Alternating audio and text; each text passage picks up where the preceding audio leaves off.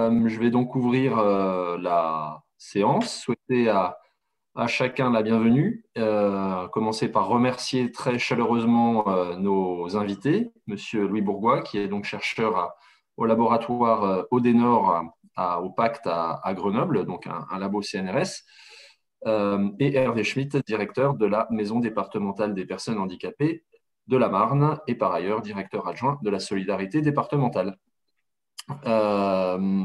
Merci également à Lucille Agénor qui a beaucoup laboré pour monter le programme du webinaire, qui est donc consacré à un objet qui est finalement peu traité dans le secteur médico-social, la question du non-recours au droit, un objet qui peut finalement agir comme se présenter comme un paradoxe, puisque on a l'habitude de questionner la question de la mise en œuvre des droits plutôt sous l'angle de la difficulté qu'ont les gens à, on va dire, suivre un parcours qu'ils ont pu obtenir de la part de la MDPH, et notamment la question donc, de la notification vers un établissement ou un service. On connaît toute la problématique qu'il y a de l'ampleur des listes d'attente.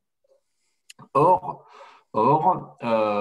une étude, une recherche même, menée par le réseau des Créailles et que Lucille vous présentera tout à l'heure, une étude menée pour l'Institut de recherche en santé publique, a pu montrer qu'il y a également des situations où des gens font l'effort d'ouvrir des droits à la MDPH, que ces droits sont reconnus comme tels par la MDPH, donc l'existence des besoins est avérée, mais alors même que des droits sont ouverts, et typiquement des orientations vers un établissement ou un service médico-social, eh bien, ces personnes ne vont pas faire la démarche de solliciter un accueil dans ces établissements ou ces services médico-sociaux. Et donc là, c'est tout à fait surprenant, puisque on peut se demander pourquoi ces personnes s'arrêtent Pardon. en quelque sorte au milieu du gué, pas de souci. Voilà. Donc cette question du non-recours au droit, finalement, permet de questionner en filigrane l'adéquation entre des besoins de santé populationnelle, santé au sens large, bien sûr, et une offre d'accompagnement qui est dédiée à ces personnes, et le tout, bien sûr, dans un contexte de transformation de l'offre. Alors, on ne pourra évidemment pas traiter tous les points ce matin, mais on a donc pris le parti de vous proposer un temps de réflexion en 3 séquences.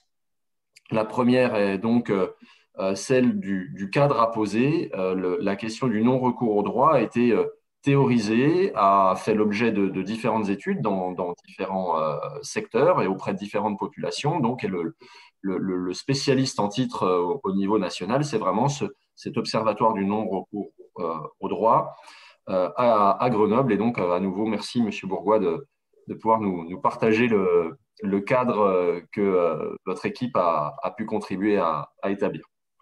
Dans un deuxième temps, on va donner la parole à Lucille pour présenter la recherche pour l'IRESP, et donc qui est dans une approche très compréhensive et qualitative, recherche qui s'est menée dans 4 départements, si ma mémoire est bonne, dont la Marne. Et il s'avérait qu'au moment où nous engagions ce travail dans la Marne, nous nous étions bien sûr rapprochés de la MDPH pour l'informer de nos démarches.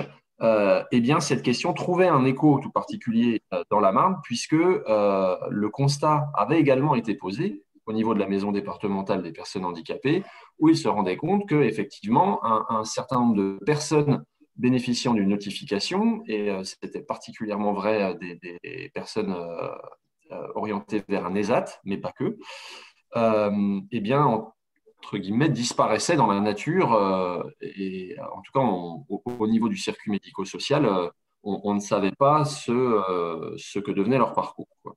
Ce qui fait que la MDPH avait elle-même entrepris une approche plus quanti, autour de cette question, mais qui convergeait parfaitement avec nos travaux de l'époque. Voilà pour le cadre qu'on vous propose ce matin. Merci aux différents participants d'être présents et de témoigner de l'intérêt pour une question qui n'est pas simple, qui, je le redis, est un peu à rebours de nos raisonnements habituels, mais justement, prendre les questions par un autre angle, c'est souvent le bon moyen de s'interroger plus globalement. Voilà, pour des questions d'impondérable personnel, je ne vais pas pouvoir rester avec vous, mais la séance est enregistrée, ce qui fait que vous pourrez la retrouver en ligne après sur la chaîne YouTube du CREAI et, et depuis notre site, ce que je ferai donc moi-même. Et puis, je vous souhaite, ma foi, d'excellents travaux.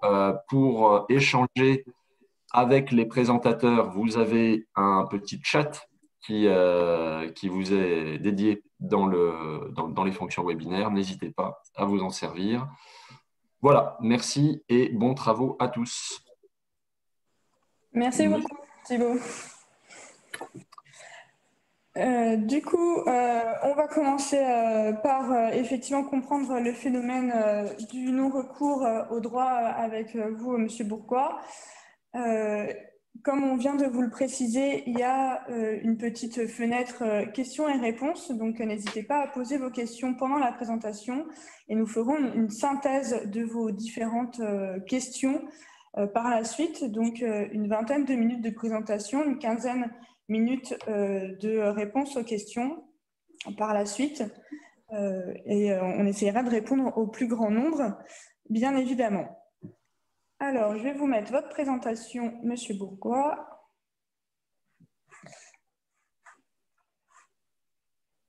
Si je retrouve ma souris.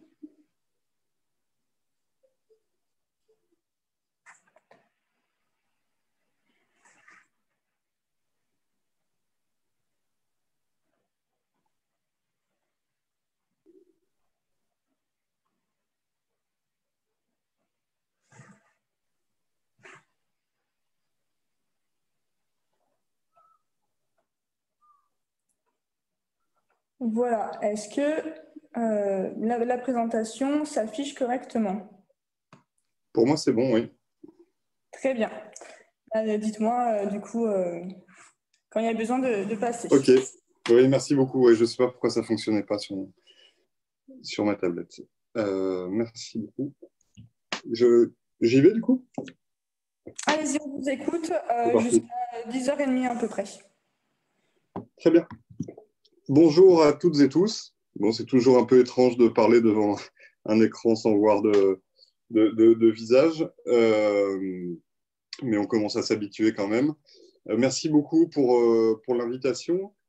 Donc, alors, je préviens quand même, vous avez déjà eu un aperçu, mais j'ai aussi un impondérable familial qui fait que j'ai des enfants avec moi. Il risque d'y avoir des mini-perturbations, mais pour l'instant, la Reine des Neiges me sauve. Et en plus, j'ai eu le vaccin hier, qui me fait un peu mal, mais je vais essayer de parler normalement.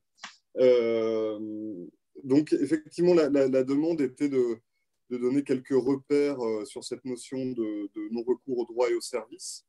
Donc, c'est une notion, un objet qui est travaillé au sein de notre équipe depuis quelques années. Donc, il y a une équipe du laboratoire PACT qui est basée à Grenoble, qui est un laboratoire de sciences sociales. Et donc, l'ODENOR, Observatoire des non-recours aux droits et services, a été créé il y a quelques années par Philippe Varin et Catherine Chauveau pour travailler spécifiquement sur cette question avec un regard, on va dire, à partir de différentes thématiques et de différents publics, pour prendre ce terme-là,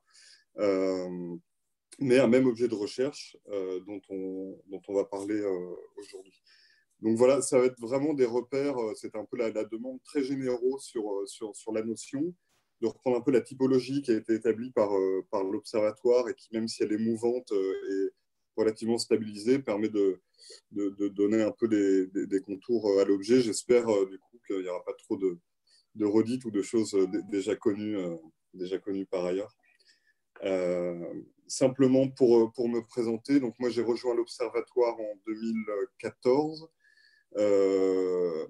pour faire une thèse sur une question qui n'est pas du tout liée au handicap, qui était la question des migrations précaires et notamment de la gestion politique des squats et bidonvilles habités par des Roms roumains à Lyon. Donc c'est une thèse que je viens de soutenir. Mais par ailleurs, j'ai quelques repères sur le champ du handicap, parce que j'ai travaillé une petite dizaine d'années dans le champ, et notamment plutôt à l'international avec Handicap International, sur les questions d'accès aux droits et aux services. Donc vous verrez, la présentation n'est pas spécifiquement orientée autour des personnes handicapées, de l'accès des personnes handicapées aux droits, puisque ça va piocher dans différents travaux qui touchent à l'accès aux soins, qui touchent à l'accès au logement, l'accès des jeunes aux aides sociales.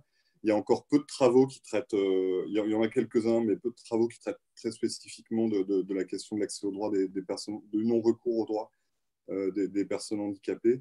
Mais je ferai quand même quelques références, et puis voilà, j'espère que ça, de toute façon, résonnera avec vos propres pratiques et vos enjeux au niveau des institutions. Donc, si on passe à la première partie, donc une première définition du phénomène du non-recours. Donc, sur la définition initiale, qui vient plutôt des pays anglo-saxons, c'était le fait que le non-recours à une prestation sociale est observable lorsqu'une personne ne perçoit pas tout ou partie d'une prestation à laquelle elle a droit. Donc, au départ, on était vraiment sur une définition centrée sur les prestations légales financières, avec voilà, tout un travail sur la non-réception de ces aides. Si on passe ensuite à la définition qui a été progressivement élaborée par l'Odenor, elle a été élargie en fait par rapport à la définition initiale. Et donc la définition retenue aujourd'hui, c'est que le non-recours renvoie à la situation de toute personne qui ne bénéficie pas d'une offre publique de droits et de services à laquelle elle pourrait prétendre. Donc, pour décliner un petit peu cette définition, j'ai mis à la fin simplement une petite bibliographie, et vous pourrez retrouver aussi l'ensemble des références sur le site de l'Odenor, qui vient d'être mis à jour. Donc, il y a peut-être encore quelques manques, mais on essaye vraiment d'avoir de pouvoir proposer en ligne déjà tous les travaux de l'Observatoire et puis des travaux de référence autour de la question. Donc, n'hésitez pas à consulter si vous voulez creuser l'un ou l'autre aspect. Donc, pour reprendre un peu les termes de la définition, toute personne, c'est-à-dire que tout le monde est potentiellement en situation de non-recours, et que finalement, ce n'est pas nécessairement un problème, du point de vue des personnes notamment, qui peuvent être sur des non-recours volontaires et qui finalement vont avoir peu d'impact, peu d'effet sur leur situation concrète ou leur niveau de précarité, etc. Donc, on aborde, nous, la question comme un phénomène social, et après, on s'intéresse à est-ce que finalement c'est un problème ou non, et ça ne l'est pas forcément. Donc, quand on parle ici, dans cette définition d'une offre publique de droits et de services, il y a effectivement un élargissement de l'objet. On n'est plus uniquement sur les prestations légales financières, et on les retrouve dans différents champs d'action publique. Donc ici, on s'intéresse aussi au non-recours à certains services, d'où le nom de l'Observatoire qui s'est élargi, à des prestations extralégales, voilà, l'ensemble de ce qu'on nomme nous, l'offre sociale de manière large, et qui peut bien sûr passer par un très large ensemble aussi d'organisations non publiques, donc, notamment associatives. Merci pour les slides. Donc, à laquelle elle pourrait prétendre, donc là, ça renvoie à toutes les conditions d'éligibilité aux droits et aux services, qui deviennent de plus en plus complexes, avec toute cette question, notamment du ciblage, des catégorisations de public, mécanismes de ciblage, avec tout un ensemble de critères qui peuvent être extrêmement différents d'une aide à l'autre, d'un service ou d'une prestation à l'autre. avec des critères d'âge, des critères de revenus, etc. Vous connaissez, je pense, mieux que moi. Et qui, là, on le verra aussi, peuvent, malgré des cadrages, dépendre malgré tout de l'appréciation. On verra les marges de manœuvre que peuvent se donner les acteurs de terrain ou les responsables de structure ou les décideurs sur le périmètre d'accès, les conditions d'éligibilité. Donc, si on parle de situation dans cette définition, c'est qu'on essaye d'être dans une perspective dynamique du non-recours par rapport au parcours des personnes, de ne pas considérer qu'une personne est par nature non recourante ou recourante, mais que dans les différentes étapes de sa vie professionnelle, dans son environnement social, il y a des changements, il y a des évolutions, des moments où il peut y avoir... voilà, il y a par exemple les travaux de Benjamin Vial qui portent sur la jeunesse, qui montrent les spécificités un peu de cette question du non-recours au sein de la population jeune. Voilà, donc différents facteurs qui, au cours du parcours, vont influer sur les situations de non-recours. On peut passer la slide suivante. Voilà, donc simplement, là, je ne vais pas faire le détail des chiffres, mais dire qu'il y a une forte ampleur de ce phénomène en France. Là, c'est des chiffres qui datent un tout petit peu, mais on estimait en 2012, dans un ouvrage qui était paru, qui s'appelait L'envers de la fraude sociale, le scandale du non-recours, qui évoquait 4 milliards d'euros de fraude aux prestations sociales et 5,3 milliards de non-dépenses liées notamment au RSA. Et c'est vrai que l'étude sur le RSA faite à l'époque avait démontré notamment que sur le RSA activité, il y avait 68%, ou près de 70% de non-recours à cette partie du RSA.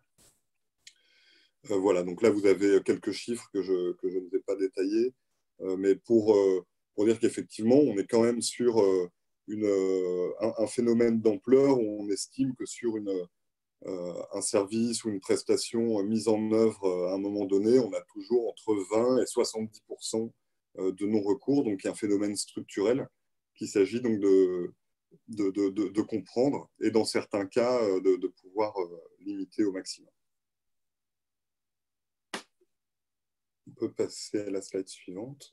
Donc, pour aborder les principales causes qu'on a pu repérer dans les travaux, l'Odenor a établi une typologie que je me propose de vous présenter très rapidement. Il me reste 10 minutes. Et puis, on pourra en échanger. Peut-être qu'il y a toujours un type ou un autre qui parle plus suivant la situation dans laquelle on est, les pratiques professionnelles dans lesquelles on est. Donc, initialement, l'Odenor retient 4 types de non-recours sur lesquels je vais revenir. Donc, non-connaissance, non-demande, non-proposition et non-réception, qui sont 4 registres explicatifs différents du phénomène. Et bien sûr, qui peuvent, dans la réalité, se mélanger, être présents sur une même situation individuelle ou alors sur une même prestation. On peut avoir vraiment différents types de non-recours. Il y a toujours les types de limites qu'on peut avoir dans toute typologie, mais voilà, c'est un cadre explicatif qui permet ensuite de discuter plus finement sur les choses concrètes. Voilà, avec des formes différentes de non-recours, un non-recours qui peut être partiel ou complet à une même prestation, ciblé ou cumulatif, temporaire ou permanent. On pourra y revenir éventuellement dans les échanges. Donc, sur le premier type de non-recours, il faudrait passer la slide. Sur la non-connaissance, donc ça renvoie au fait que l'offre sociale n'est pas connue par ses destinataires. Donc ça renvoie à un horizon informationnel, cognitif. Là aussi, on a renvoyé à différents travaux si la question vous intéresse. Et donc ici, dans la non-connaissance, on peut repérer ou de la non-information, où les personnes ne sont pas informées de l'existence des institutions, des services ou des dispositifs. La non-compréhension, avec des informations difficilement compréhensibles par les personnes, liées notamment à la complexité aussi du paysage institutionnel.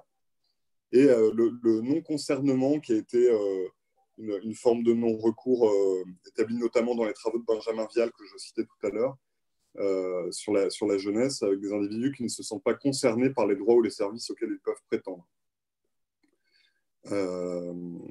Voilà, donc ça, un premier type autour de la non-connaissance, sur lesquels derrière, donc là, voilà, du fait du temps un peu court sur cette présentation, je ne peux pas m'étendre, mais derrière, du coup, il y a tout un horizon de possible en termes de réponse à ces situations-là pour améliorer la connaissance des personnes sur les dispositifs existants.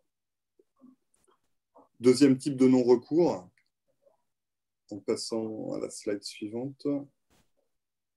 Alors là, ouais, c'est un exemple sur lequel je ne vais pas revenir. Je le laisserai de toute façon dans la présentation qui, je pense, sera diffusée. Donc, on a ensuite la non-demande, où ici, on a une offre qui est connue par les personnes, mais qui n'est pas demandée. Et ici, ça renvoie en fait à un ensemble de normes, de valeurs, d'opinions des destinataires qui vont estimer qu'ils vont ne pas vouloir demander une offre qu'ils connaissent. Alors, ça peut être autour de la protection de soi, de l'affirmation de soi, aussi du côté stigmatisant de certaines aides. C'est vrai que moi, dans les recherches que j'ai pu faire, notamment auprès de populations migrantes, il y avait un très fort stigma autour de la question de la reconnaissance du handicap, notamment pour les enfants, qui empêchait beaucoup de personnes, qui bloquait beaucoup de personnes dans le fait de pouvoir accéder à la reconnaissance, sur le fait rien que de la reconnaissance du handicap. Il y a tout un travail d'accompagnement nécessaire pour que les personnes déjà entament les démarches et veuillent ensuite éventuellement mobiliser des droits ou des services. Donc aussi des phénomènes d'affirmation de soi, dans une autonomie vis-à-vis des institutions, le fait de pouvoir se débrouiller par leurs propres moyens. On le voit aussi dans les politiques auprès des personnes âgées et dans les phénomènes de dépendance, avec des personnes qui cherchent aussi à rejeter l'image de l'assistanat, etc. Il y a une deuxième slide sur la demande. Donc effectivement, avec aussi des sentiments possibles d'insatisfaction, donc de critique de l'offre, en fait. On a parfois tendance au niveau des acteurs ou des décideurs de l'action sociale de considérer que dès qu'on met en place une offre, elle est bonne. Il peut y avoir aussi des personnes qui considèrent qu'elle n'est pas adaptée pour différentes raisons.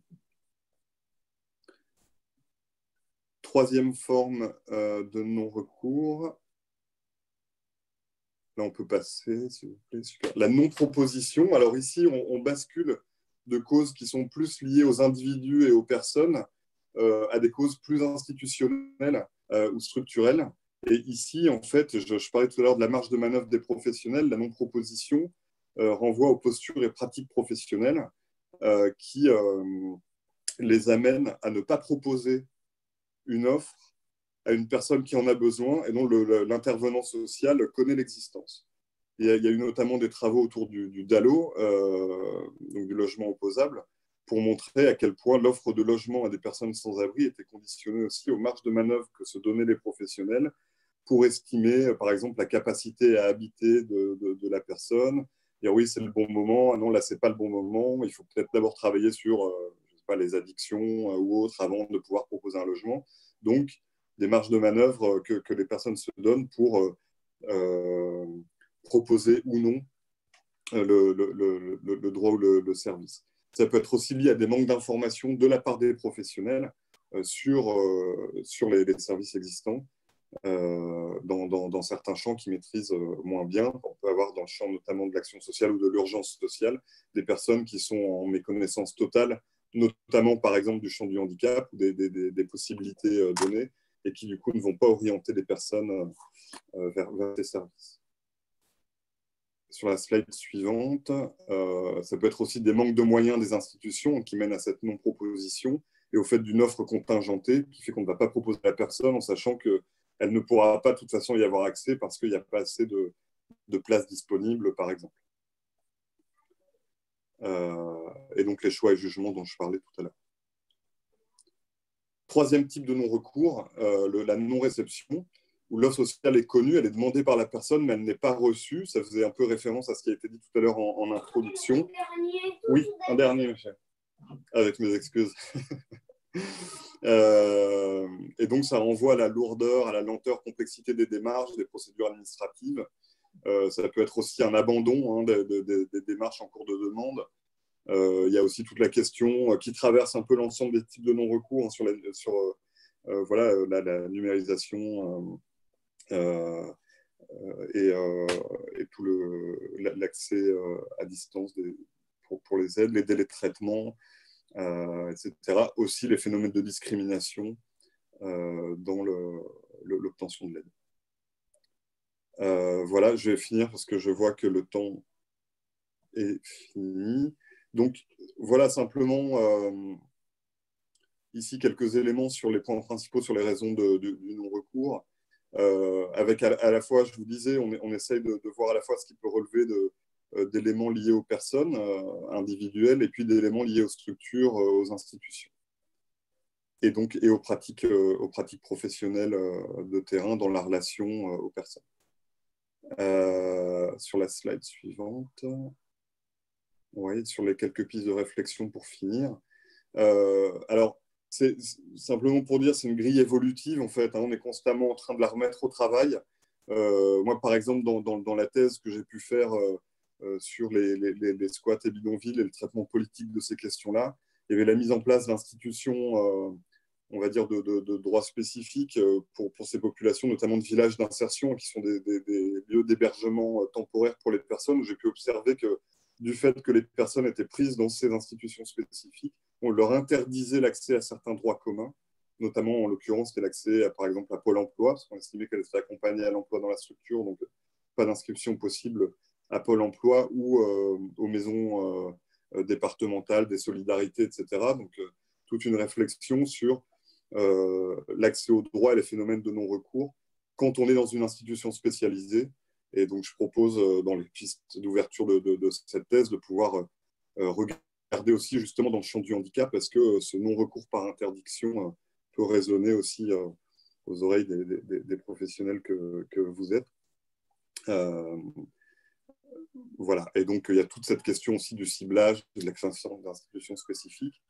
Ensuite, peut-être sur les réflexions qui sont les vôtres au niveau des territoires et au niveau de vos institutions, le non-recours, on essaye c'est à la fois un objet de recherche pour nous, c'est aussi une posture de recherche. C'est-à-dire que ça oblige à se décaler, à ne pas regarder une politique et voir comment elle s'applique aux personnes, plutôt de partir des personnes et de voir comment elles se débrouillent avec une politique, pourquoi est-ce qu'elles vont s'en éloigner, au contraire essayer d'y accéder, qu'est-ce qui se passe à ce moment-là, avec vraiment l'idée de mettre en lumière des situations invisibles. Et voilà, puisqu'on s'intéresse au non-recours, en fait, au non-usager, ce qui pose beaucoup de problèmes méthodologiques, mais qui en même temps, je pense qu'on le verra dans les présentations suivantes, permet d'éclairer bien des situations et des zones d'ombre. Et ça oblige généralement une réflexion collective en réseau. On n'arrive jamais à comprendre réellement un phénomène de non-recours en s'attachant uniquement à une institution, mais plutôt en ouvrant sur l'ensemble des réseaux locaux et des liens entre partenaires qui génèrent ce type de situation. Voilà, désolé pour les 2 minutes de dépassement. Et voilà, quelques pistes bibliographiques, mais je vous dis, il y en a d'autres disponibles sur le site de l'Odenor notamment. Voilà, je vous remercie beaucoup et disponible pour toute question. Merci beaucoup pour cette présentation qui était très complète du coup et qui nous permet d'avoir un éclairage sur qu'est-ce que c'est le non-recours, c'est aussi très important. Et puis nous-mêmes, on s'est appuyé sur vos travaux, donc j'y reviendrai pas en termes de définition par la suite. Moi, j'ai une première question. C'est si vous aviez vu ou observé, vous savez, s'il y a des formes de non-recours qui sont plus prégnantes selon les secteurs. Et du coup, sur les stratégies, est-ce qu'elles viennent plutôt des professionnels ou bien est-ce qu'elles viennent des personnes concernées directement? Alors, sur certains types de prestations ou de services mis en place. Voilà, il peut y avoir, notamment par exemple au démarrage, on va dire vraiment là, on est principalement sur de la non-connaissance par une non-publicisation de la prestation, etc. Après, souvent, généralement, quand on observe un phénomène, on a toujours un mix dans les types. Il peut y avoir des choses un peu plus, voilà, un peu plus prépondérantes dans le cas du non-recours au DALO, notamment, voilà, donc, le droit au logement opposable, où là, il y avait quand même voilà, une forte présence de cette non-proposition que j'évoquais tout à l'heure. Mais ensuite, il peut y avoir aussi, enfin voilà, ça va mélanger aussi de la non-demande de personnes qui n'ont pas envie de logement, en fait, simplement, qui veulent, qui envisagent d'autres types d'habités. Voilà, donc généralement, on est quand même plutôt sur des situations mixtes. Merci. Alors, je me suis fait rejoindre par ma collègue qui est là, voilà, Céline Bégoura, et qui s'occupe de recueillir les questions qui sont posées par les participants. Et donc, oui, on a... Alors, bonjour, donc on a une question, je vais vous la relayer. Il y a une personne qui nous demande si on peut parler de non-recours au droit par non-demande lorsque les raisons de ce non-recours sont liées à l'impact financier sur la famille de l'aide sociale perçue.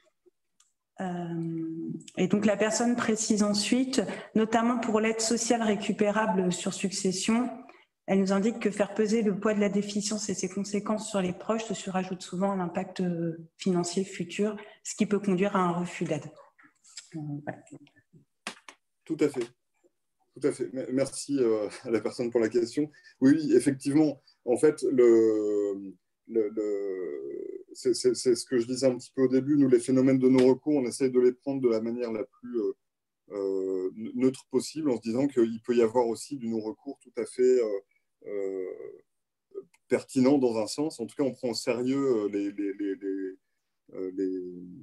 les stratégies des personnes qui, effectivement, peuvent être dans des calculs coût-avantage d'une aide et qui vont estimer à un moment qu'une aide proposée ou disponible vient les fragiliser sur d'autres aspects de leur vie, que ce soit leur vie économique, leur vie sociale, familiale, voilà, dans un environnement familial, bénéficier de tel type d'aide peut créer des tensions, des problèmes sur lesquels les personnes vont effectuer des choix, en fait, qui sont des choix éclairés qu'il s'agit de prendre au sérieux. Et effectivement, sur un ensemble de prestations, il peut y avoir ce phénomène d'impact sur d'autres situations et sur l'économie générale du ménage, qui peut mener effectivement à du non-recours par non-demande. Tout à fait.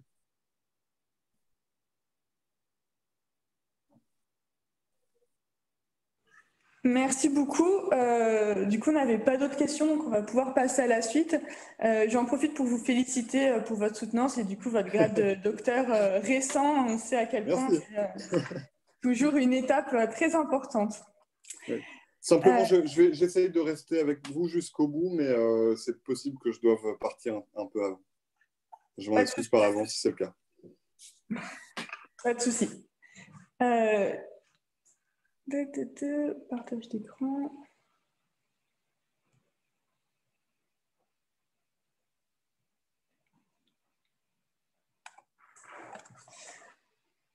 Du coup, pour ma part, je vous propose de vous présenter les travaux qui ont été réalisés dans le cadre d'une enquête ANCREAI financée par l'IRESP entre 2017 et 2019 sur le non-recours aux établissements et services médico-sociaux du handicap, donc qui s'est conduit avec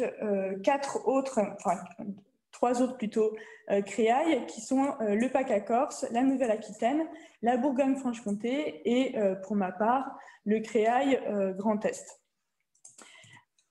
Cette étude, elle vient de plusieurs constats. excusez-moi, je n'arrive pas à récupérer ma souris. De plusieurs constats. Tout d'abord, le rapport Pifto de 2014 qu'on connaît bien tous, qui rappelle le devoir collectif de permettre un parcours de vie sans rupture pour les personnes en situation de handicap et leurs proches, et en même temps une étude de l'UNAPI en 2015 qui évalue à près de 500 000 le nombre de personnes qui sont sans solution. Pour le Grand Est, on a aussi une question supplémentaire qui est l'accompagnement en Belgique et qui peut devenir un échappatoire et donc éventuellement une solution, une situation de non-recours au droit en France pour aller sur le territoire belge. Et puis ce constat, comme vous l'avez souligné juste avant, que cette question du non-recours existe depuis de nombreuses années, mais peu sur le champ du handicap. Donc elle est aussi creusée sur cette question des non-recours sur le champ du handicap. Notre question de départ est celle-ci. Qu'advient-il des personnes ayant sollicité et obtenu une notification d'orientation MDPH, mais non accompagnée par une structure médico-sociale? Du coup, l'objectif de l'étude, c'est bien de comprendre les motifs du non-recours, c'est de saisir les stratégies alternatives mises en place par les familles ou par les personnes elles-mêmes, d'identifier des besoins non couverts, comme le disait M. Marmont, de voir l'inadéquation, mais aussi du coup les besoins qui nécessitent d'être couverts et qui amènent à une situation de non-recours.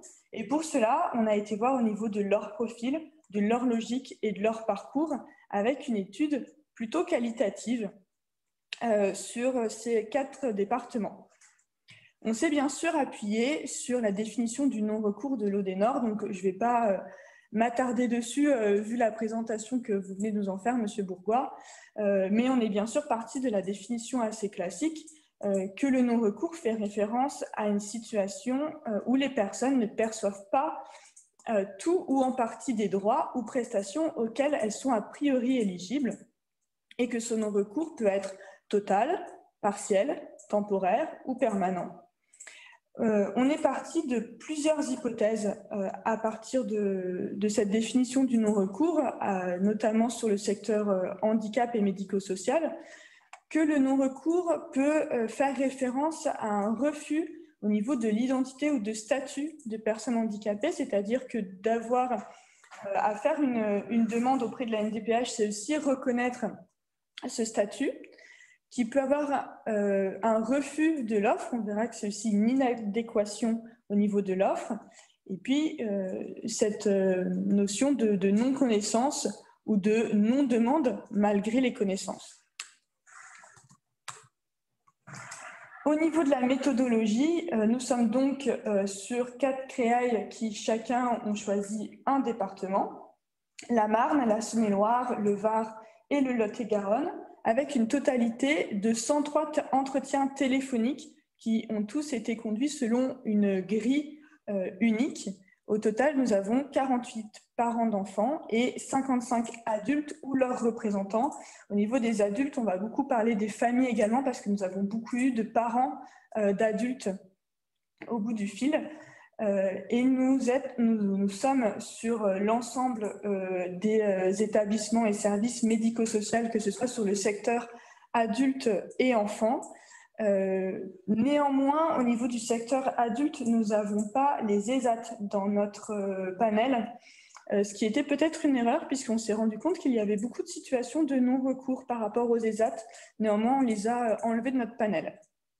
Alors du coup, les situations de non-recours que nous avons retenues, qui est quand même un non-recours particulier, puisque nous sommes sur des personnes qui ont reçu une notification de plus de 6 mois et de moins de 5 ans de la part de la MDPH, mais qui ne sont pas inscrits en établissement au service et qui ne sont pas non plus en liste d'attente.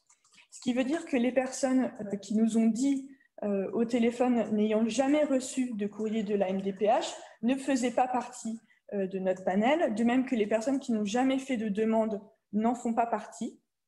Les personnes qui sont déjà en liste d'attente mais qui n'ont pas d'accompagnement, mais ils ont bien une liste d'attente, ne font pas partie de notre panel. Donc, on s'est vraiment restreint à un type de non-recours assez particulier. Dans la Marne, puisque c'est le département sur lequel je me suis centrée pour ma part, il y a 27 personnes qui ont répondu à cette enquête, avec 10 situations enfants et 10 situations adultes. Nous avons aussi prolongé ces entretiens par des rencontres avec la MDPH et les équipes pluridisciplinaires d'orientation. J'en profite pour remercier encore une fois la MDPH 51 et Hervé Schlitt pourra nous faire un retour juste après. Et nous avons effectué aussi des entretiens avec ce qu'on a appelé des prescripteurs, c'est-à-dire des personnes qui orientent, qui conseillent et qui font avec les familles ou avec les personnes une orientation, une sortie. Donc pour ma part, c'était avec des assistantes sociales du CAMS au niveau de la Marne. Globalement, sur les situations que nous avons rencontrées, on remarque qu'on est quand même plutôt sur des personnes qui vivent chez leurs parents, y compris sur le secteur adulte, donc qui restent au foyer parental, que 38% d'entre eux n'ont jamais fréquenté d'établissement ou de structure dans le médico-social, et que nous avons aussi une surreprésentation des personnes orientation en foyer de vie et au contraire une sous-représentation des jeunes qui sont orientés en CESAD. De plus, on note que la moitié des personnes que nous avons contactées n'ont jamais contacté un établissement malgré la notification. Donc, c'est-à-dire qu'ils ont fait une demande, ils ont reçu une notification, mais par la suite, ils n'ont jamais contacté d'établissement.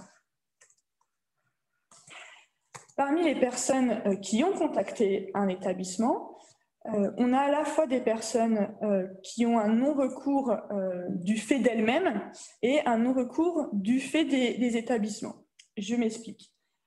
Sur le non-recours du fait des personnes elles-mêmes, c'est les personnes ou leurs familles qui font le constat d'une inadéquation entre l'offre et leurs attentes. Donc, on a un différentiel entre prestations et besoins, finalement, qui font qu'elles ne vont pas continuer vers cette orientation. Il peut aussi avoir une préférence pour la solution actuelle, qui est souvent au domicile, et puis un découragement face au manque de place. Donc, elles ont commencé à faire des démarches, mais finalement, le manque d'accessibilité font qu'elles les ont arrêtées. On a aussi le non-recours du fait des établissements eux-mêmes, donc c'est-à-dire que les personnes justifient leur non-accompagnement parce que les établissements n'ont pas répondu à leurs besoins, par manque de place, par manque de réponse à leurs besoins, ou parce qu'il y avait un éloignement géographique qui était trop important. Dans les deux cas, on constate qu'il y a une inadéquation entre l'offre et la demande, qu'il y a un manque de place qui est bien connu dans le secteur et qu'il y a aussi une représentation qui peut être erronée de part et d'autre.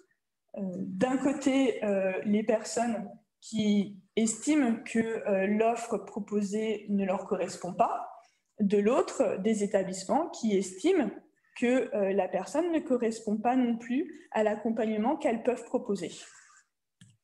Sur les personnes qui n'ont jamais contacté d'établissement ou de service, donc ce qui concerne quand même 51 familles parmi nos 103 personnes, la moitié d'entre elles n'avaient jamais souhaité une orientation vers un établissement ou une structure.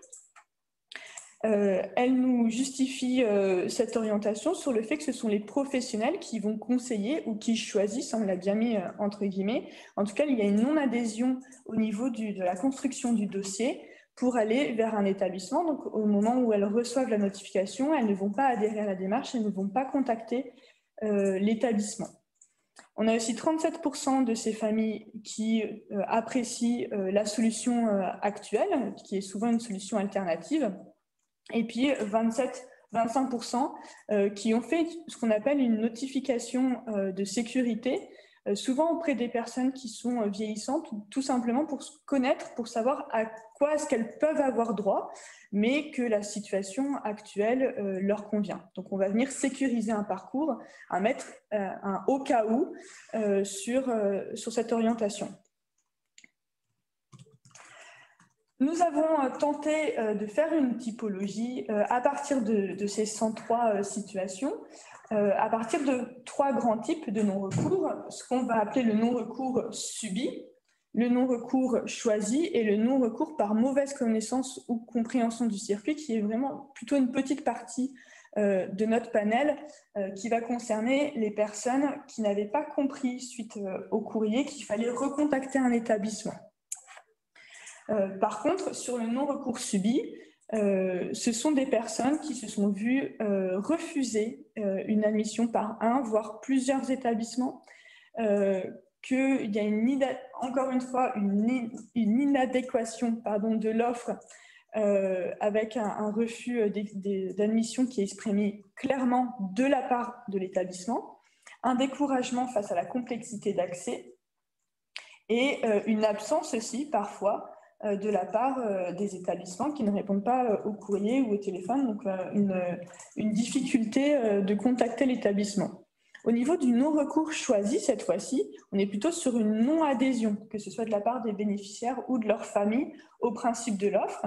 Elles préfèrent aussi l'accompagnement actuel, qui est alternatif, donc qui va être construit par leurs propres soins, une notification de sécurité qui va être demandée, ou bien une non-demande de la personne concernée ou de la famille. Dans tous les cas, on est quand même souvent sur des facteurs multiples pour chaque situation, c'est-à-dire que le déroulement du parcours montre la complexité des facteurs et du non-recours.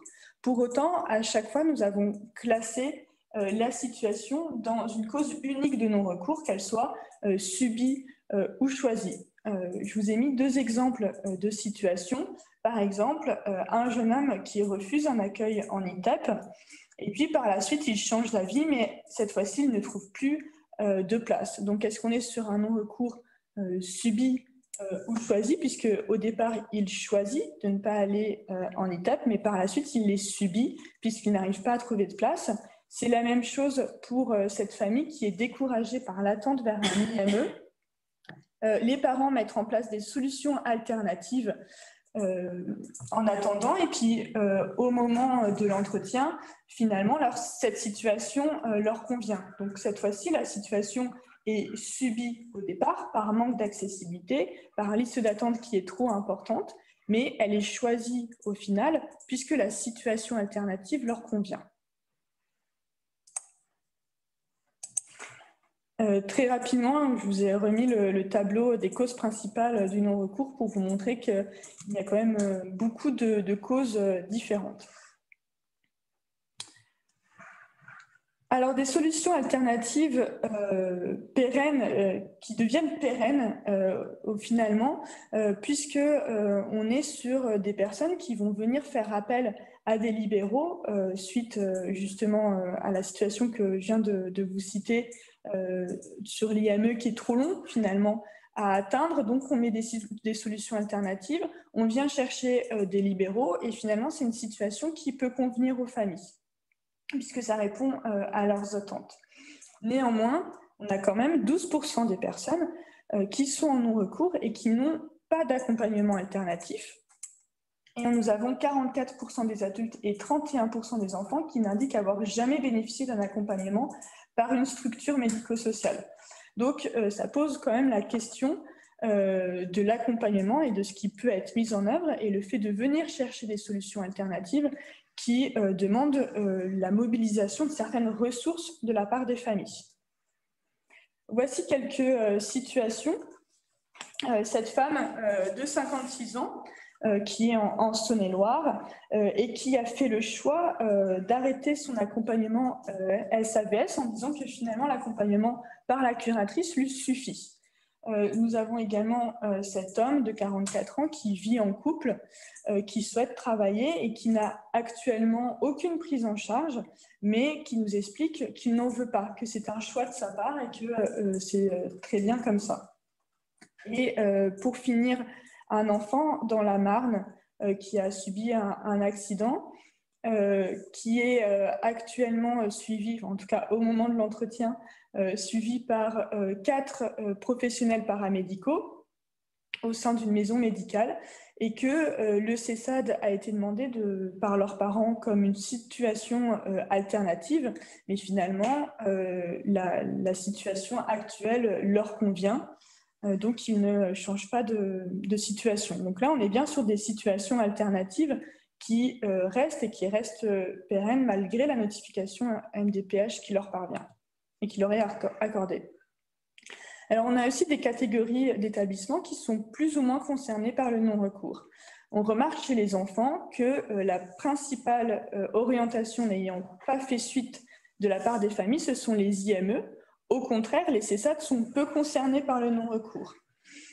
Chez les adultes, le non-recours va beaucoup concerner des services SAVS et des foyers de vie. C'est une offre qui reste inadaptée avec un choix du domicile qui est privilégié, puisque 42% des personnes interrogées évoquent cette offre inadaptée, que ce soit ce manque de place, ce temps qui est trop long, les refus de l'établissement, l'éloignement géographique, mais aussi le non-réponse. Et puis en même temps, des personnes qui évoquent leur choix de rester à domicile, donc qui n'adhèrent pas à l'offre, qui ont fait une notification de sécurité si leur situation changeait. Qui trouvent un manque d'intérêt à l'offre qui est proposée et qui construisent finalement des solutions alternatives qui leur conviennent. Encore deux exemples pour vous montrer l'inadéquation de l'offre, comment elle peut apparaître. Dans la Marne, un père qui nous explique qu'il souhaite faire revenir à Châlons, ce sont ses termes, son fils qui est actuellement en foyer de vie en Belgique, qu'il a contacté plusieurs établissements de la région, qu'il a fait des visites, qu'il a fait des courriers, mais qu'il n'a jamais donné suite parce qu'il considère que les établissements n'ont pas les bons critères, ne sont pas adaptés pour son fils et du coup, il ne va pas donner suite aux familles. Et puis, un garçon de 12 ans qui attend une place en CESAD, c'est son choix, il voudrait aller, enfin, en tout cas, c'est le choix de la famille d'aller en CESAD, qui a une orientation IME actuellement, mais la famille considère que la population accueillie en IME ne correspond pas aux besoins de leur fils et donc ne souhaite pas poursuivre cette orientation.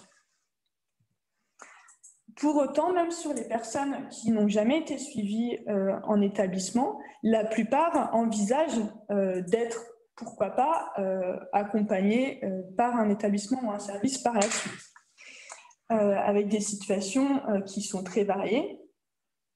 Ce témoignage où nous dit qu'il essayera d'abord d'aller en ESAT avec foyer. Il a déjà visité un ESAT. Après, selon ses capacités, il se débrouille à peu près. Il pourra peut-être être en appartement avec de l'aide. C'est surtout qu'il faut quelque chose pour l'aider parce que quand on ne sera plus là. Donc, il y a bien cette volonté d'avoir un soutien par la suite, que la famille se rend compte qu'elle n'est pas éternelle non plus. Et donc là, on est sur une notification de sécurité pour voir qu'est-ce qui est envisageable par la suite, mais qui ne va pas être prise en main par les personnes puisque c'est une solution qui pour l'instant leur convient. Mais on a aussi 24%, donc un quart de notre panel, qui n'envisage pas du tout d'aller vers un établissement. Là, on a le cas d'une personne qui nous dit que son enfant n'a pas besoin d'aller en étape, mais d'une AVS qui est présente en cours, et là, ça se passe très bien. Ça ne fonctionne plus. Mince.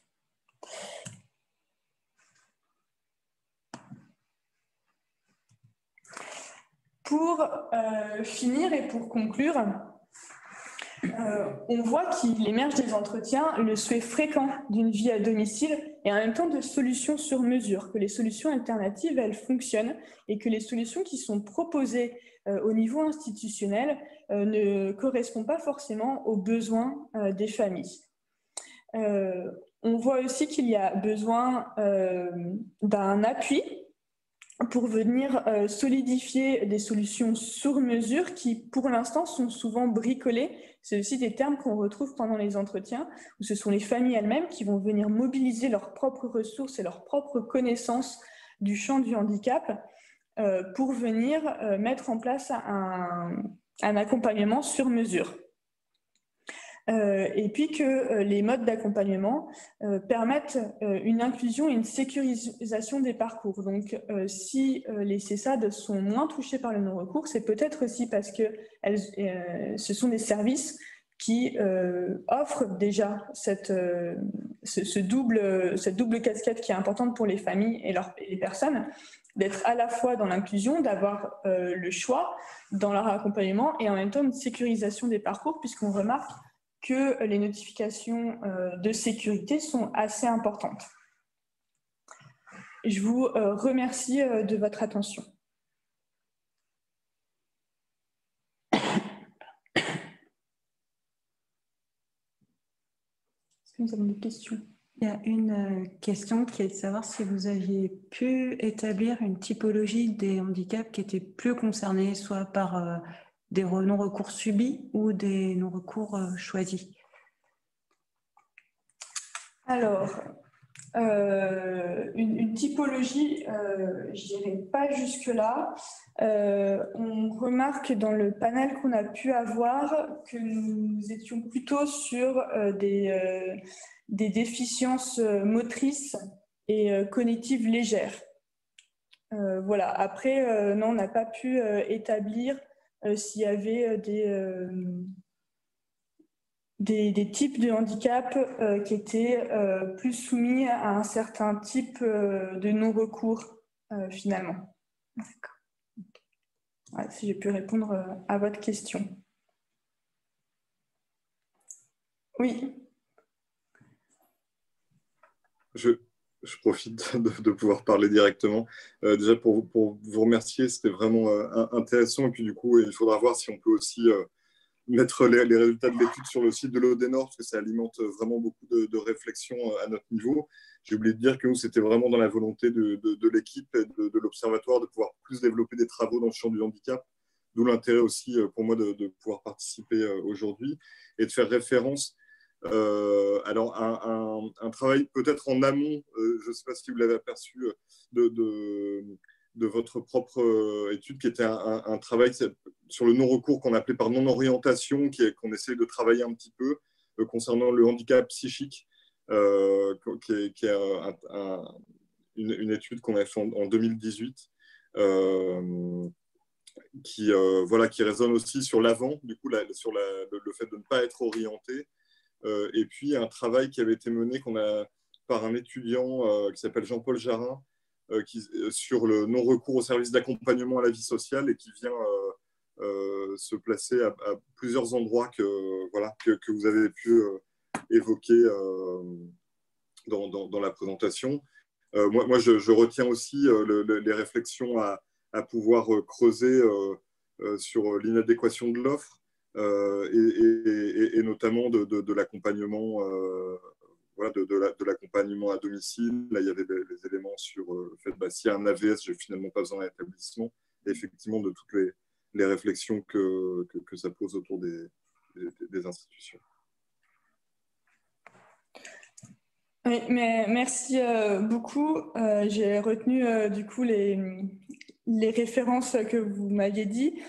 Pour compléter, on a remarqué aussi que ce n'est pas le même type de non-recours finalement sur les adultes et sur le secteur enfant, ce qui peut montrer, c'est une hypothèse, que ce n'est pas non plus la même offre de services qu'il peut avoir, et que sur les personnes qui n'ont jamais eu d'accompagnement par un établissement ou un service, ça concernait surtout les adultes qui vivaient à domicile, donc avec cette solution alternative qui leur convient, sur laquelle ils ne vont pas. C'est plutôt un impensé aussi de leur part d'aller vers un accompagnement médico-social, mais que la question se pose parce que les parents sont vieillissants et que peut-être qu'il va falloir avoir une solution alternative, alors que sur le secteur enfant, on est sur d'autres problématiques, sur le fait de vraiment vouloir avoir une adéquation entre leurs besoins, et leurs besoins, c'est pas seulement le handicap de leur enfant, c'est aussi leurs besoins de vie, c'est aussi de pouvoir s'ancrer dans leur vie quotidienne, de ce qui peut en avoir. Merci beaucoup. En tout cas, donc nous sommes parfaitement dans les temps, même en avance. Donc c'est très bien. Et je vais pouvoir passer la parole à Hervé Schmitt, qui est donc directeur au niveau de la MDPH 51, donc de la Marne. Je vais vous mettre votre PowerPoint.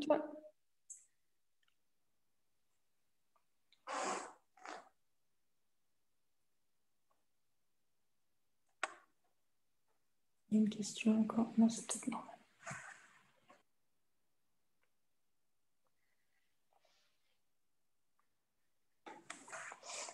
Voilà, on vous écoute, Monsieur Schmitt. Merci à vous d'être là. Merci Madame Agenor. Écoutez, bonjour à toutes et à tous. Oui, donc j'ai préparé un petit support pour ce webinaire qui viendra, je pense, en complémentarité des deux qui viennent d'être projetés, et notamment celui du CREAI, puisque, comme l'a rappelé tout à l'heure Thibaut Marmont dans son mot d'introduction, finalement, on s'est retrouvé sur cette perception qu'on avait à étudier finalement les personnes qui, malgré une orientation, malgré l'envoi de cette orientation qui a priori répondait à une demande qui avait été formulée dans le qui avait été formulée, mais finalement cette demande, ce droit n'était pas mis en œuvre. Et finalement, on s'est rencontrés courant 2019 pour en parler. Et puis, les questionnaires qui ont pu être répondus, notamment dans l'étude du CREAI, l'ont été au travers d'une sollicitation auprès de la MDPH d'un panel le plus représentatif possible, effectivement, avec des enfants, des adultes, de manière à avoir quelque chose qui donne une idée un peu qualitative. Là, pour ce qui concerne la MDPH, c'est sur la deuxième slide, s'il vous plaît. Ce qu'on a souhaité, c'est d'avoir une vision quantitative des choses. Alors pourquoi? Premièrement, parce que quand on regardait en fait les statistiques qui sortaient de Via Trajectoire, donc Via Trajectoire qui est notre plateforme qui permet de faire rencontrer la demande d'accueil ou d'accompagnement en ESMS et l'offre d'accueil et d'accompagnement, on s'apercevait qu'il y avait un delta important. Le delta important, il est représenté par le nombre total d'orientations valides un jour J au sein du département, et le nombre de places, alors je dis de places ou d'accompagnement en service agréés par les différentes tutelles. Ce nombre, on l'estime entre 1000 et 1500. Donc aujourd'hui, encore, on a entre 1000 et 1500, et plutôt 1500 que 1000 d'ailleurs, orientations, mais qui ne trouvent a priori pas de lieu d'accompagnement en établissement ou service dans l'offre d'accueil telle qu'elle existe. Donc, nécessairement, ça représente quelque part cette fameuse liste d'attente qu'on évoquait tout à l'heure. Alors, le souci, et effectivement, Via Trajectoire le permet, c'est qu'on permet de tracer en fait les personnes qui ont fait une démarche pour s'inscrire sur une liste d'attente, que ce soit en établissement ou en service. Or, la problématique vient du fait qu'on a un nombre non négligeable de personnes qui ne sont pas justement sur liste d'attente, et donc qui sont dans la nature, on l'évoquait tout à l'heure. Donc, finalement, l'étude qu'on a menée, enfin, en tout cas, la sollicitation auprès des personnes qui a pu être effectuée, on a vraiment ciblé le non-recours, mais le non-recours vu au détour de la non-réception. Donc, le quatrième cas de figure. Donc, pour nous, c'était effectivement important de savoir ce qu'il en était de ce nombre. Est-ce qu'il était révélateur, effectivement, d'un non-recours choisi, d'un non-recours subi? Pourquoi, finalement, les gens avaient fait des demandes où le droit avait été accordé et pourquoi il n'avait pas mis en œuvre? Donc, pour nous, c'était vraiment important. Le deuxième enjeu, au-delà de cet aspect finalement de voir où étaient les gens et entre guillemets de les mettre dans des cases, même si c'est un vilain mot, mais au moins qu'ils ne soient pas nulle part. Dans le cadre du référentiel mission qualité de service, c'est ça que ça veut dire, RMQS des MDPH, l'idée a été d'accompagner les personnes handicapées vers la mise en œuvre d'une réponse. Parce qu'on s'aperçoit aussi, au-delà des orientations, que quand on ouvre un droit à une personne, alors peut-être elle ne l'a pas complètement formulé, peut-être elle n'en avait pas vraiment vraiment conscience non plus de ce que ça voulait dire. Et finalement, bien qu'étant finalement peut-être volontaire pour cette mise en œuvre, elle est empêchée parce qu'elle n'est pas accompagnée, parce qu'elle n'a pas bien compris, parce que c'est peut-être pas très clair non plus, le verbiage administratif. Et donc, l'idée a été, à un moment donné, dans le cadre de ce référentiel mission qualité de service, de valoriser une démarche un peu proactive de la MDPH pour accompagner les gens et pour voir dans quelle mesure, effectivement, on ne pouvait pas être facilitateur après la décision sur la mise en œuvre des droits qui avaient été ouverts. Et puis, le troisième sujet, mais je l'ai déjà évoqué, mais il est vraiment important aussi. L'objectif était d'objectiver le halo de la liste d'attente, puisque vous le savez, c'est au détour de cette liste d'attente, et c'est aussi pour ça que notamment l'ARS, mais aussi le département ont milité pour qu'on puisse mettre en œuvre cet outil via Trajectoire, c'est que ça permettait d'objectiver les besoins sur le territoire. Tout à l'heure, on évoquait l'offre qui était a priori inadéquate, tant peut-être qualitativement que quantitativement. Justement, lorsqu'on a, c'est un exemple évidemment, 100 personnes qui attendent en IME, on peut se dire raisonnablement, alors après il faut effectivement voir sur chacune des situations, mais que a priori le besoin brut, ce serait qu'effectivement il y ait une centaine de places immédiatement disponibles pour justement absorber cette liste d'attente. Donc l'intérêt pour nous, c'était que les chiffres veulent dire quelque chose et qu'ils puissent être non pas opposés, mais qu'ils puissent servir aux autorités de tutelle dans le cadre de leur programmation annuelle et pluriannuelle de création d'établissements et de services. Voilà, donc ça c'était vraiment l'enjeu en 2019. Et puis effectivement, comme j'évoquais tout à l'heure, il y a eu cette rencontre avec le CREAI où finalement on a souhaité à la fois avoir cette vision qualitative liée aux entretiens avec les quelques familles qu'évoquait tout à l'heure Madame Agénor, et puis en contrepoint, avoir une vision quantitative sur, alors je dis la masse des demandes non mises en œuvre, parce que pour le coup, c'est quand même relativement important, comme vous allez pouvoir le voir. Les moyens déployés, sur la diapositive suivante, s'il vous plaît, merci. Donc, on a souhaité que ça soit le plus simple possible pour les gens. Parce qu'évidemment, le but était qu'on ait un maximum de réponses et alors peut-être de manière un peu ambitieuse, on visait l'exhaustivité. C'est-à-dire que pour nous, l'intérêt, c'était d'avoir 100% des réponses. Bon, on était ambitieux. On a envoyé un courrier qui était, on a espéré, relativement simple et avec 3 questions. Donc, le but n'était pas de rentrer concrètement dans le pourquoi du comment sur chacune des situations, mais c'était au détour de marqueurs importants de pouvoir la qualifier et de pouvoir soit lever le doute, soit aller creuser par la suite. Donc, c'était pas une, comment dire, une sollicitation qui ne devait pas donner lieu à d'autres actions par la suite. C'était un premier élément de réponse. Donc, ce qu'on a souhaité, c'était la voie postale.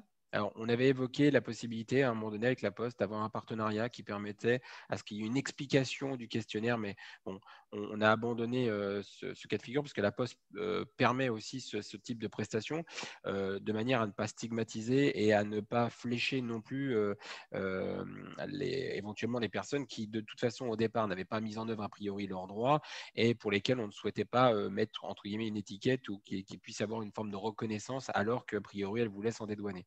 Donc, le but, ça a été effectivement, ce qui a été retenu, c'était la voie postale avec une enveloppe T, donc ça ne coûtait rien à la personne handicapée. Et le questionnaire était sur la même page que le courrier d'information. Donc, ce que je disais tout à l'heure. Alors, je vais peut-être vous le montrer si ça sera peut-être plus parlant. Donc, normalement, je peux le faire. Un instant. Excusez-moi.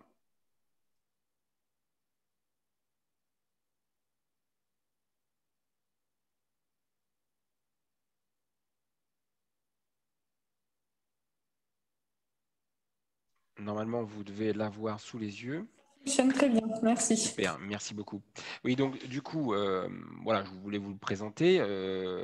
On l'avait personnalisé, donc évidemment là, c'est le courrier générique que vous avez sous les yeux, mais donc, c'était monsieur ou madame, vous bénéficiez d'une orientation en, et donc ce qui était inscrit là, c'était effectivement, ça correspondait bien à l'orientation qui était concernée par la personne en question. Donc, si c'était en maison d'accueil spécialisée, on avait vous bénéficiez d'une orientation en maison d'accueil spécialisée. On avait veillé d'ailleurs à le mettre en toutes lettres de manière à ce que ça soit, on fasse, comment dire, on n'évoque pas d'acronyme qui ne facilite pas la compréhension. Donc, vous voyez, pour vous accompagner et connaître vos besoins, je vous propose de répondre aux questions ci-dessous, pardon, et de m'envoyer ce courrier avec l'enveloppe T ci-jointe. Je vous précise que votre réponse permettra d'améliorer le suivi des décisions de la CDAPH. Ce travail est mené avec le CREAI, ce que j'évoquais tout à l'heure. Mes services restent à votre disposition. Je vous prie d'agréer. Voilà. Donc, en fait, vous voyez, c'était relativement simple. Et puis, dans les questionnaires, enfin, dans les questions, pardon, on avait, avez-vous connaissance de votre orientation en, et donc on avait effectivement là, dans l'exemple maison d'accueil spécialisée, oui, non. Avez-vous contacté, pardon, des maisons d'accueil spécialisées? Donc là, il y avait réponse oui. Donc, lesquelles? Téléphone, visite, courrier. Il y a combien de temps? Non. Pourquoi? Et souhaitez-vous que des maisons d'accueil spécialisées prennent contact avec vous? Oui, non, avec le numéro de téléphone. Et puis, on avait ajouté, là aussi, de manière à ce qu'on ne soit pas perçu comme intrusif.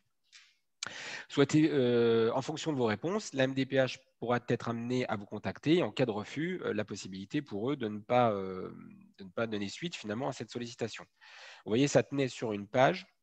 Le but était que ça soit simple et que ça puisse être rapide pour le remplissage et le renvoi de ce questionnaire auprès de l'AMDPH.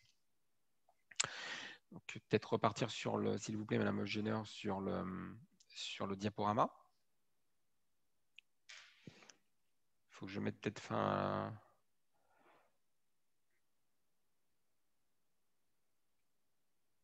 Voilà, super, merci beaucoup. Voilà, donc je le disais, trois questions courtes, donc le modèle questionnaire qui vous a été présenté, et donc une relance systématique. Hein. Donc encore une fois, le but, c'était de se rapprocher le plus possible de 100% de réponses. Donc on a fait 3 envois au total. Donc c'est pas rien quand même. Hein. On a relancé systématiquement, donc à hauteur de 3, l'absence de réponse sur les questionnaires. Et la période de sondage s'est située aux alentours du premier trimestre 2019, puisqu'effectivement, ça a pris un peu de temps pour comment dire, les différents les sollicitations. Donc sur la slide suivante.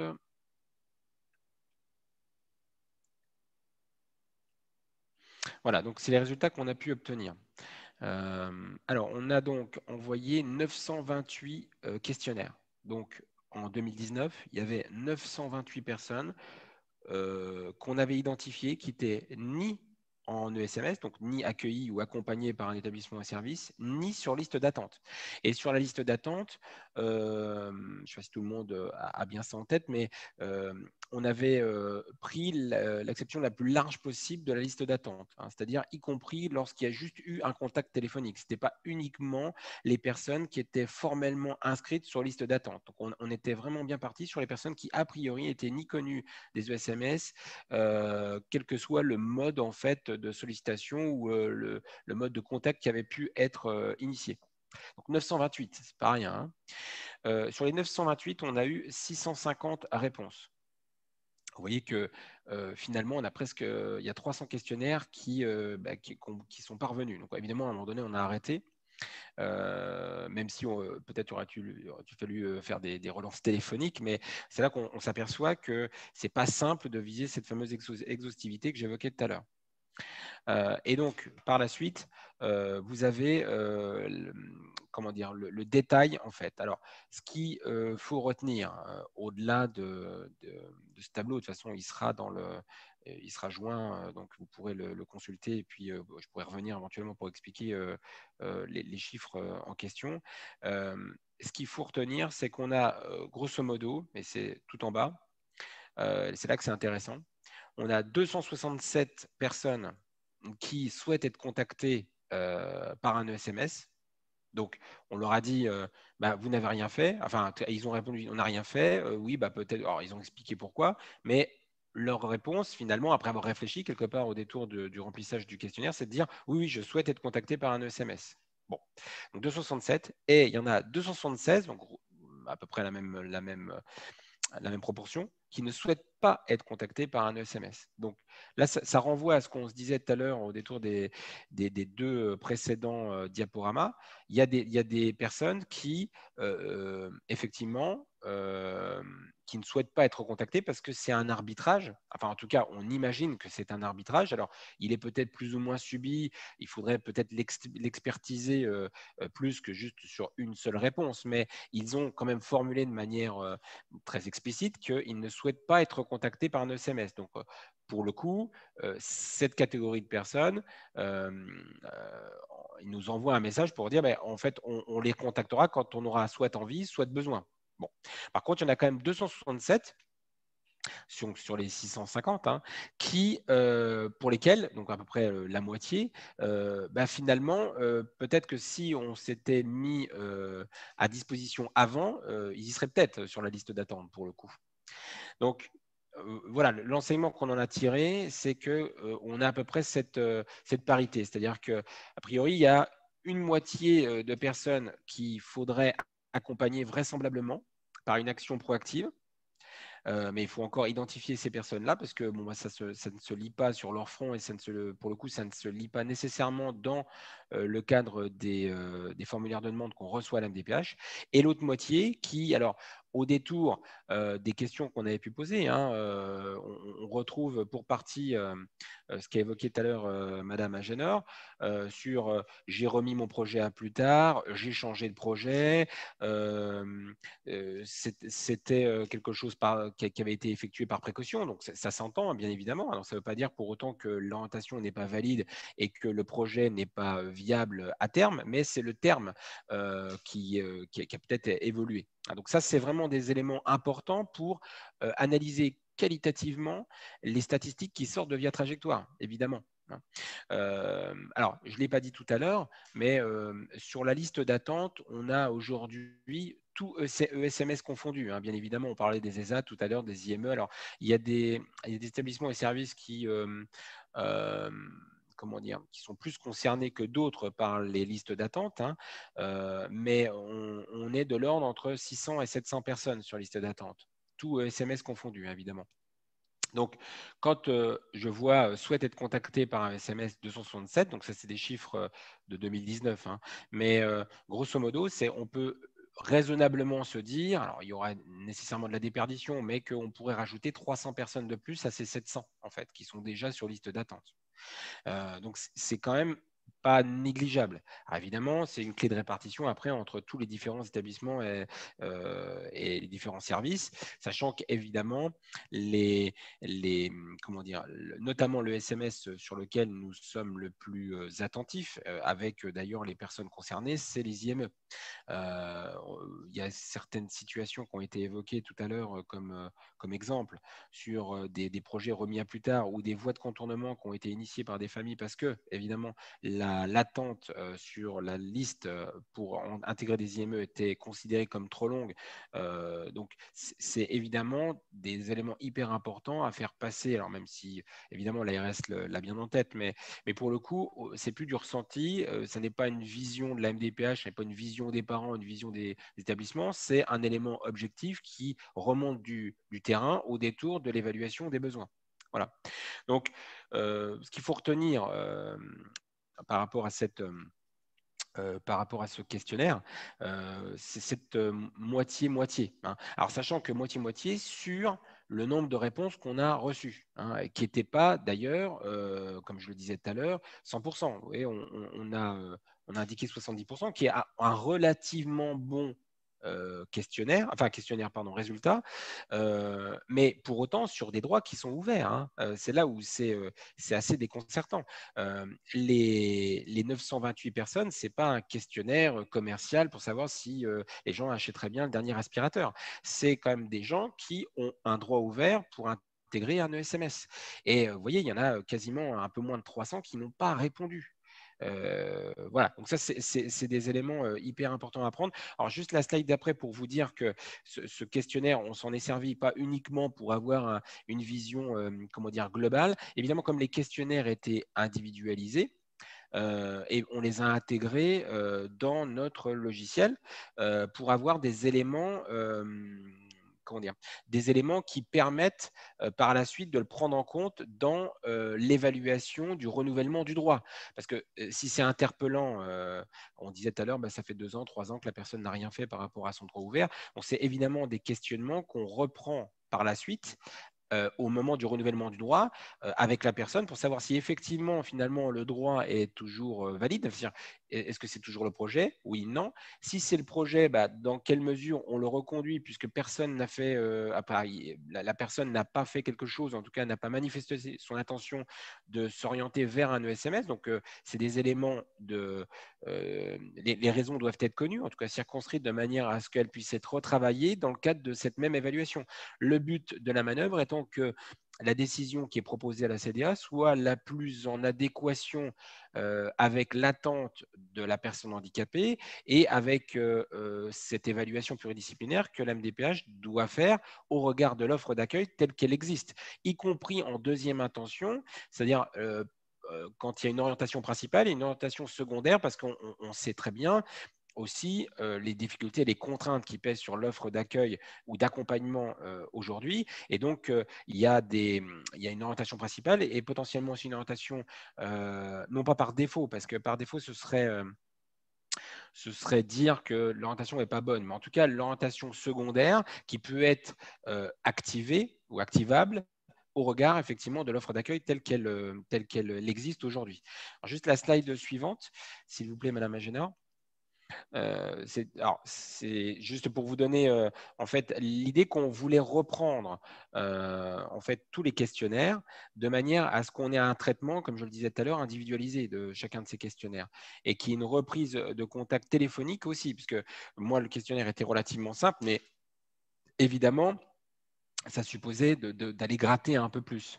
Donc, on n'a pas pu faire l'ensemble de ce qu'on avait prévu dans le cadre de ce logigramme, mais le but de la manœuvre, c'était effectivement qu'on puisse capitaliser sur ce questionnaire. Alors, on a peut-être été, quand je disais trop ambitieux, c'est-à-dire qu'on l'a fait à moyen constant, il aurait presque fallu qu'on embauche quelqu'un pour le faire, ou un stagiaire, en tout cas, qui vienne en complément, en fait, de nos capacités de traitement des demandes, parce que évidemment, aujourd'hui, il y a très très peu de MDPH qui se lancent dans ce genre d'opération.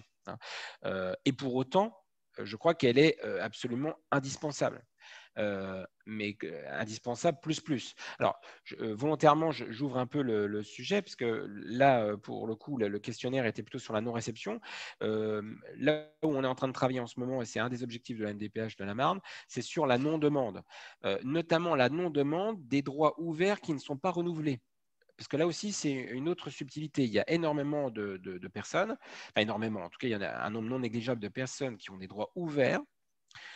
Donc, a priori, ils ont été mis en œuvre. Alors, pas forcément qu'une orientation, ça peut être des droits à la AH, à l'AEH, une RQTH, enfin, peu importe la prestation, et qui, malgré l'information qui est transmise soit par les payeurs, soit par la MDPH de la fin de droit annoncé, 6 mois avant, généralement, ne dépose pas de demande de renouvellement. Donc ça, c'est quand même interpellant aussi. Alors, je vous cite un exemple. Dans le cadre de la crise sanitaire, vous avez vu que le gouvernement a pris dans le cadre des différentes ordonnances, à proroger les droits en cours, de manière à ce qu'il n'y ait pas de rupture de droit. Alors, il l'a fait en pensant que les MDPH et globalement les institutions auraient des difficultés au détour des confinements de pouvoir répondre aux demandes. Et donc, justement, puisqu'il y avait a priori des problèmes de réponse aux demandes, ils ont prorogé les droits de manière à ce qu'il n'y ait pas de rupture. Mais ils ont prorogé le droit, ils ne les ont pas reconduits ad vitam aeternam. Donc, généralement, c'était reconduit pendant 6 mois. Et dans les différentes instructions qu'on a reçues, on n'a pas eu on n'a pas eu la consigne de dire aux gens qu'ils allaient, malgré la prorogation, un jour ou l'autre, ça allait s'arrêter et donc il fallait quand même qu'ils déposent un dossier puisque les droits ont été prorogés, y compris pour les personnes qui n'avaient pas déposé un dossier de renouvellement. Je ne sais pas si vous me suivez, mais j'espère que oui. Donc, on n'a pas eu cette obligation de dire, nous, on l'a pris, cette obligation-là. Enfin, en tout cas, on a souhaité la mettre en œuvre. Et donc, on a envoyé un courrier. Alors, c'était à 600 personnes, me semble-t-il. Oui, c'est ça, 600 personnes. Que je ne vous dise pas de bêtises. Non, 300 personnes, pardon.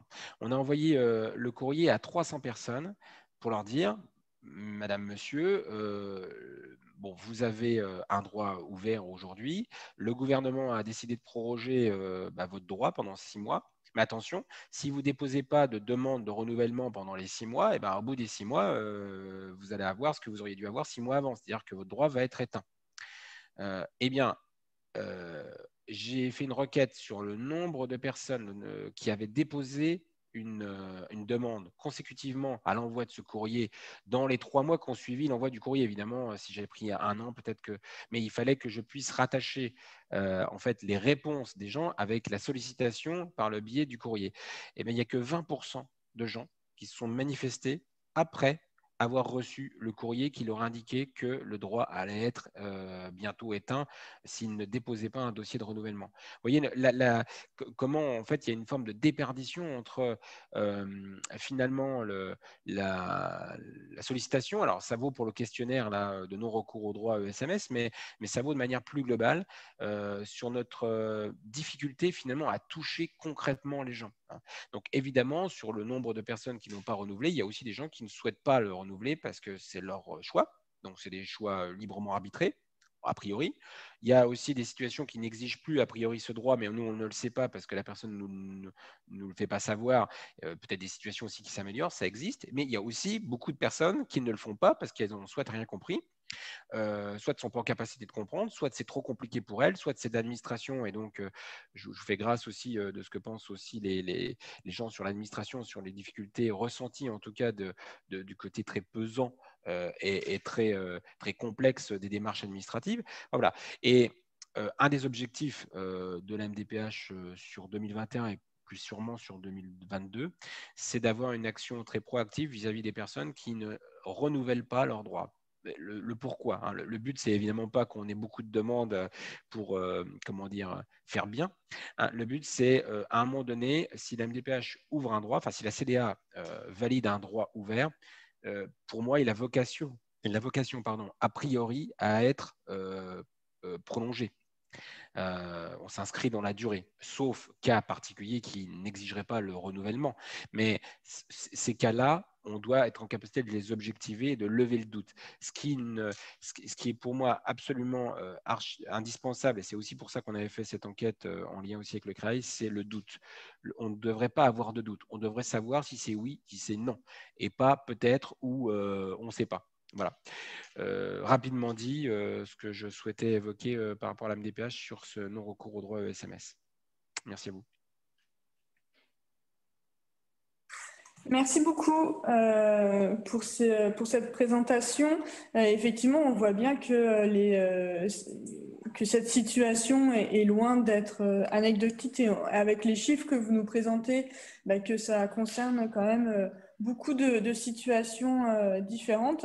On voit aussi du coup les limites de nos 2 études, puisqu'on est à chaque fois sur des personnes qui ont demandé des droits, mais on a aussi toutes les personnes qui n'ont pas demandé de droits du tout, qui là sont encore plus dans la nature, qui sont encore plus invisibles.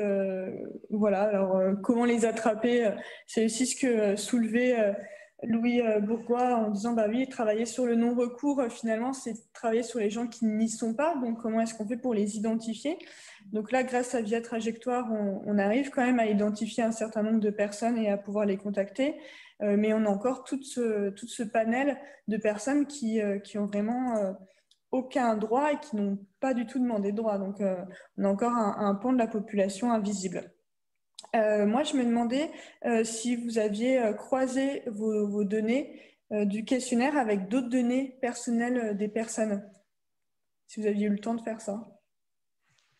Je ne comprends pas la question. Désolé, Madame Agénard. Là, parce que du coup, on a les données brutes du questionnaire, mais est-ce que par la suite, vous aviez pu croiser avec d'autres données de type l'âge, l'orientation, Ah oui.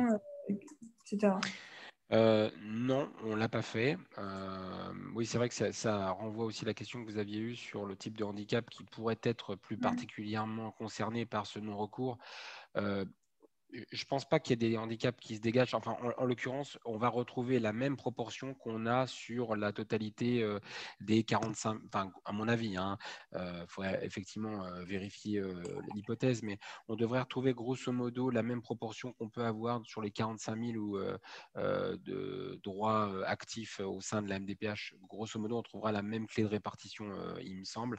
Là où c'est plus prégnant, c'est par rapport au type de SMS concerné.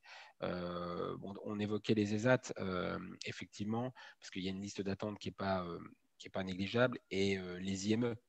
Alors, on a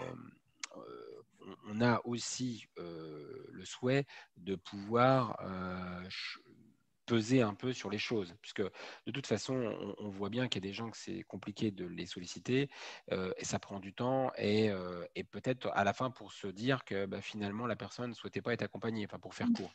Donc après, le bilan avantage-coût de ce genre de démarche, on pourrait se dire, mais finalement, à quoi ça sert? Si les gens en ont vraiment besoin, ils vont se manifester. Ça pourrait être ça, le raisonnement. Bon. Moi, l'intérêt, c'est que sur Via Trajectoire, alors c'est une vision peut-être un peu mécanique des choses, mais elle a du bon dans le sens où, comme c'est un outil dont se servent les autorités de tutelle dans le cadre de leur planification et leur programmation d'établissements et de services, les données doivent être les plus ajustées et les plus consolidées possibles, y compris sur la liste d'attente. Donc, une des idées qui est débattue aujourd'hui, notamment avec les IME, parce que dans le cadre de la charte qu'on souhaite mettre en œuvre avec eux, une charte d'harmonisation et d'échange sur les différentes pratiques, c'est notre propre capacité à être proactif et d'aller vers les gens et de ne pas attendre que les gens attendent de venir vers nous. Je dis ça par rapport justement aux orientations. Alors, on parle bien de droit ouvert. Je ne parle pas des personnes qu'on évoquait tout à l'heure qui n'ont pas formé de demande et qui potentiellement pourraient y prétendre, mais n'ont pas formé de demande, donc on ne les connaît pas. Je parle bien vraiment de la non-réception. C'est-à-dire des gens qui ont un droit ouvert et a priori devraient être mis en œuvre. Il ne l'est pas par méconnaissance, on l'a dit tout à l'heure, par méconnaissance, parce qu'ils n'ont pas compris, enfin peu importe. Et donc, soit effectivement, régulièrement, on fait des coups d'arrêt et on va revoir les gens, soit au fil de l'eau, au fur et à mesure qu'on génère des orientations, on se laisse un temps, par exemple, pour que la personne se manifeste, parce que c'est quand même, a priori, plutôt de sa volonté. On ne fait rien contre la personne, bien évidemment. On pourrait imaginer que si elle ne fait pas de demande, c'est parce qu'elle n'en a pas envie et qu'elle ne souhaite pas le faire. Et donc, on ne peut pas la contraindre à faire une opération qu'elle ne souhaiterait pas. Mais par contre, il faut qu'on soit en capacité, nous, d'être à disposition. Et donc, l'idée, ce serait qu'il y ait, dans le cadre justement de l'orientation qui est délivrée par la CDAPH, une petite phrase en bas qui dit je vous informe que vous pouvez être sollicité directement par l'établissement concerné, enfin l'établissement qui est concerné par l'orientation évidemment, de manière à ce qu'on puisse lever le doute. C'est ce que je disais tout à l'heure. Le but du jeu, enfin, le but du jeu, c'est pas un jeu, mais c'est pas forcément que les gens aillent sur la liste d'attente. En fait, s'ils veulent pas être sur la liste d'attente, encore une fois, on parle les forcer. Par contre, le problème, c'est qu'on ne sait pas où ils sont et pourquoi ils y sont. C'est ça le vrai problème. C'est la levée de doute. Bon, évidemment, on sait bien quand même que sur la totalité, il y a quand même des gens qui mériteraient, en tout cas, le projet mériterait qu'ils puissent effectivement arriver sur cette fameuse liste d'attente. Vous avez vu que sur le nombre de 70%, quand même, ce qui n'est pas négligeable, on a à peu près la moitié. Il y a la moitié des gens qui, a priori, disent « Oh oui, pas de souci, moi j'ai bien envie comme contact, j'ai envie d'y être, quoi. » Enfin, a priori. Donc, c'est pas rien. Là, si vous voyez, sur le panel, ça fait quand même quasiment 300 personnes. 300 personnes, vous pouvez être sûr que sur les 300 personnes, il y a facilement 20 à 30% qui concernent les IME, ne serait-ce que ça. Donc, évidemment, ça change quand même un peu la donne quand on voit qu'il y a une centaine de places d'attente, enfin une centaine de personnes sur liste d'attente sur IME. Si vous rajoutez 30 personnes, ça fait, c'est quand même, c'est pas encore une fois rien. Hein. Donc, peut-être qu'effectivement, par exemple, sur des éléments liés plutôt à l'autisme, tout à l'heure, on évoquait les types de handicap qui posaient peut-être plus particulièrement difficulté parce que l'offre d'accueil n'était pas complètement adaptée quantitativement et qualitativement. Je pense que sur ce type de handicap, on retrouverait des difficultés. Enfin, en tout cas, on retrouverait des éléments qui rendent difficile finalement des intégrations et avec des voies de contournement dont on sait qu'elles ne sont pas forcément hyper pertinentes, que ce soit en école ordinaire via AVS ou en Ulysse ou type CSA de PCH, quoi, par exemple. Bon, tous ces jeunes-là qui se trouvent dans ces solutions alternatives ont tous des orientations en IME aussi. Hein. Liste d'attente, ça ne veut pas dire forcément il ne se passe rien hein, pour les personnes concernées. Mais l'intérêt, là encore une fois, si on le voit au détour de Via Trajectoire et de l'outil qui sert à la planification, c'est d'avoir les vrais chiffres. Et les vrais chiffres, c'est-à-dire pas qu'il y en ait des faux, mais les plus justes possibles. Merci. Oui. Est-ce que nous avons des questions? Alors oui, on a des questions. Une première question qui était pour le coup une question méthodologique qui était de savoir si vous aviez pu associer des personnes en situation de handicap à la constitution des questionnaires et si ces derniers avaient pu être traduits en FALC. Alors, on a essayé de faire du FALC. Alors, la réponse est non, en fait, la question. Par contre, la réponse est non, mais la question se l'est posée, quoi. Alors, à la fois, on voulait aller vite, donc, et parce que, alors, je vais dire à l'époque, Via Trajectoire, hein, c'est toujours le cas, mais c'était vraiment un sujet important. Enfin, on parlait beaucoup de Via Trajectoire en 2019, déjà, premièrement, parce qu'on n'était pas trop loin de la mise en place de Via Trajectoire. Et effectivement, quand on voyait les chiffres en bas, là, les additions des colonnes, et qu'on voyait 600 à 700 personnes sur liste d'attente, ça fait bizarre. Et encore, moi, je disais, oui, mais sauf qu'on a près de 1000 personnes qui ne sont pas dans ce tableau-là. Hein. Et donc, c'est pour ça que c'est venu, et donc il a fallu aller vite. Donc, la réponse est non, on n'a pas associé un panel de personnes handicapées pour constituer ce questionnaire. Par contre, on l'a fait avec le CREAI, hein, puisqu'il y a un courrier, donc ce courrier-là, on l'a examiné ensemble. Et puis, il y a l'autre courrier que le CREAI a envoyé au panel représentatif de la centaine de personnes, qui était à la double signature, il me semble, hein, MDPH CREAI, pour annoncer en fait la venue de Madame Agenor et de ses collègues pour conduire l'enquête. Donc, on l'a fait avec le CREAI, on l'a fait le mieux possible avec les moyens qui étaient les nôtres. Il est vraisemblable qu'effectivement, il aurait fallu faire ce que dit la personne qui a posé la question, je pense. Bon, vous avez vu, hein, je vous ai présenté le courrier, il était simple. Moi, il me paraît simple. C'est sûr qu'effectivement, tout dépend de la personne et comment elle ressent aussi cette simplicité toute seule sur sa table de cuisine quand elle ouvre le courrier, évidemment. Hein. Mais l'intérêt, c'était vraiment qu'on soit le plus court possible, puisque c'était pas c'était pas la seule étape. Le but du jeu, après, c'était de revenir vers les personnes qui méritaient effectivement de recreuser l'histoire et de voir dans quelle mesure on faisait autre chose par la suite. Oui, je vous confirme, on avait bien fait un courrier avec double signature pour prévenir les personnes de l'étude. Et effectivement, on avait bien eu nos 2 études sur le même moment, hein, qui était le premier trimestre 2019.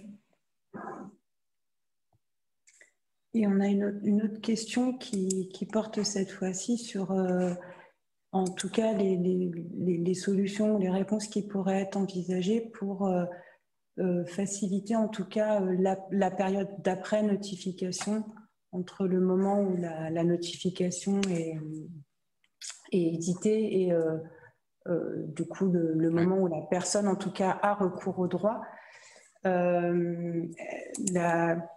La personne se posait la question de savoir quel type d'appui pourrait être mis en place auprès des personnes. Est-ce que ça passerait par un service de guidance comme l'expliquait Lucille ou est-ce que ce serait plutôt oui, pour répondre, une des pistes qui aujourd'hui est est en travail, est réfléchi en tout cas au sein de l'AMDPH, c'est certainement une forme de reconfiguration de l'équipe pluridisciplinaire. Aujourd'hui, l'équipe pluridisciplinaire, elle évalue les demandes. Vous avez vu que de plus en plus, Sophie Cluzel souhaite, et à juste titre d'ailleurs, qu'on puisse accorder les droits le plus longtemps possible.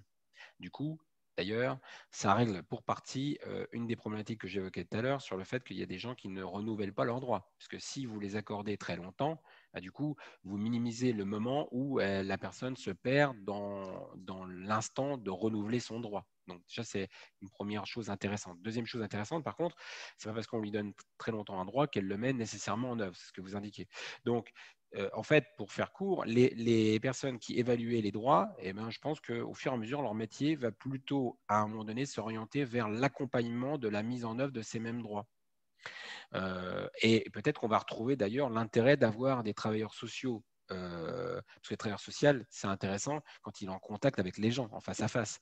Le papier, c'est bien, on n'est plus au papier parce que c'est dématérialisé, mais je veux dire, les dossiers, il en faut, mais en vrai, l'intérêt, c'est plutôt l'humain. Donc, je pense que plus ça ira et moins j'aurai de personnel à la MDPH dans le sens où ils seront de plus en plus dehors. Dehors, c'est-à-dire chez les gens. Enfin, chez les gens s'ils le souhaitent. Encore une fois, le but, c'est pas de forcer les gens, mais d'être vraiment dans l'accompagnement. Donc, que ça soit d'ailleurs dans la mise en œuvre du droit, voire même dans les difficultés de mise en œuvre du droit, parce qu'on évoque le fait que la personne n'est pas compris, donc du coup, le droit n'est pas mis en œuvre, mais de temps en temps, il y a des difficultés. C'est-à-dire que la personne, elle est en capacité de le faire, elle a essayé de le faire, et puis elle se plante pour X raisons. Donc, il faut bien que quelqu'un l'accompagne. Donc, c'est déjà le cas aujourd'hui, mais c'est le cas sur des situations complexes ou critiques, où on est nous-mêmes en difficulté parce que l'offre d'accueil ou parce qu'il n'y a pas les solutions d'ailleurs et qu'on est obligé de bricoler, pour faire court. Mais l'intérêt, si on le fait le plus en amont possible, c'est de, là aussi, d'être plutôt en anticipation par rapport à la difficulté plus importante qui serait future, de manière à ce que si on intervient à un moment donné, ça ne génère pas des effets délétères par la suite, puisqu'on sera intervenu suffisamment tôt. Et donc ça, je pense que ça sera l'équipe pluridisciplinaire qui sera amenée de plus en plus à investir cet aspect accompagnement, que ce soit d'ailleurs avant la constitution du dossier ou pendant la constitution du dossier et après. Après la décision, je veux dire.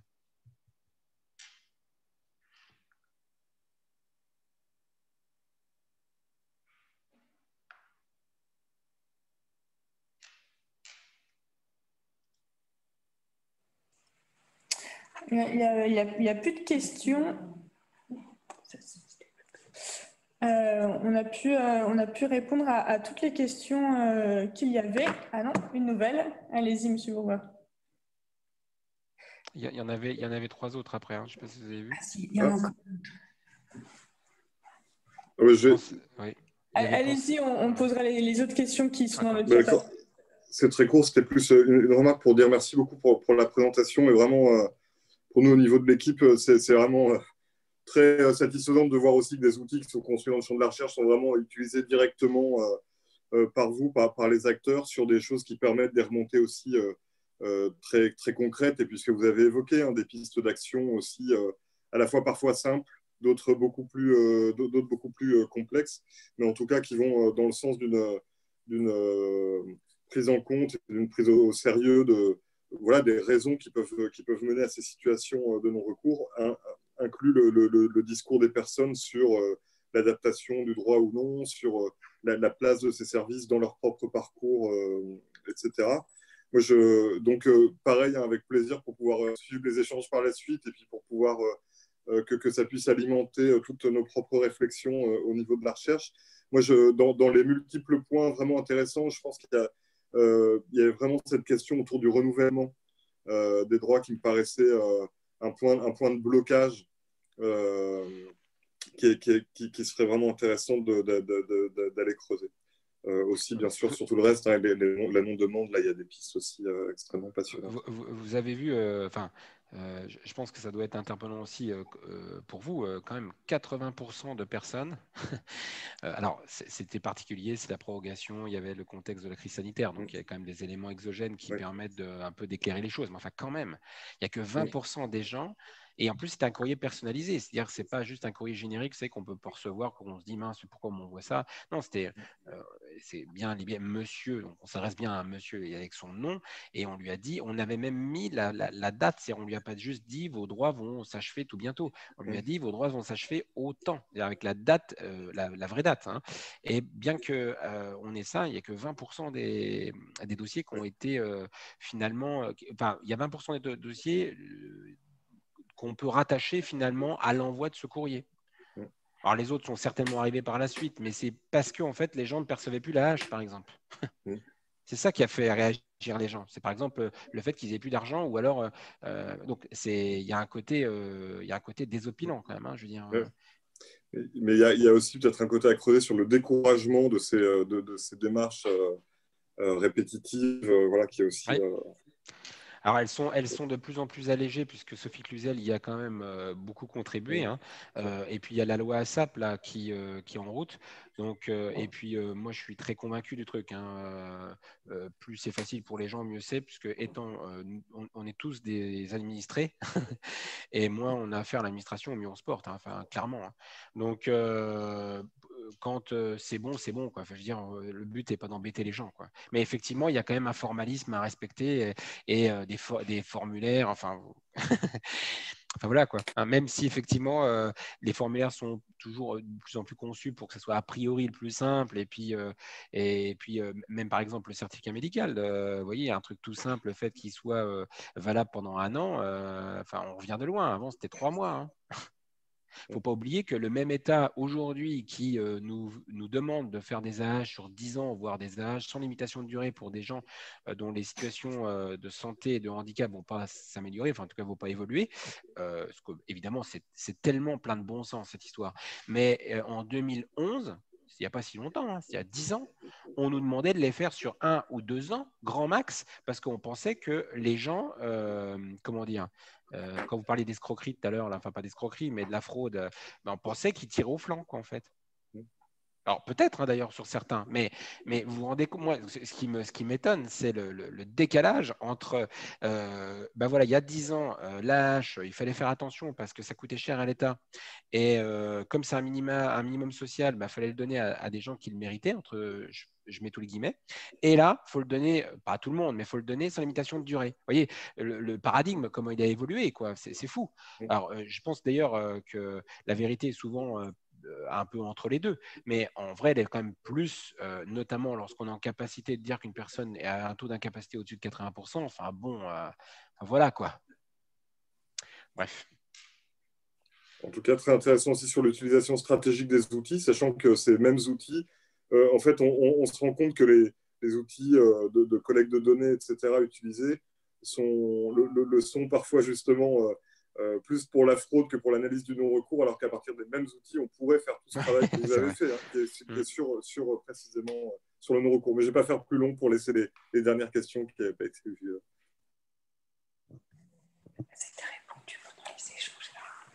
Ah, du coup, apparemment, les questions qui étaient dans le chat ont été répondues pendant vos échanges, en fait. Donc, il y en a une sur le traitement des demandes, sur le traitement de la demande, je ne sais pas si vous avez vu. Traitement. Oui, alors, traitement. Oui, en effet, là, il y avait une question sur laquelle je pensais que c'était répondu. Une question qui demandait si le temps de traitement d'une demande par la MDPH, est-ce que vous pensez que ça a une incidence sur la non-réponse au droit ?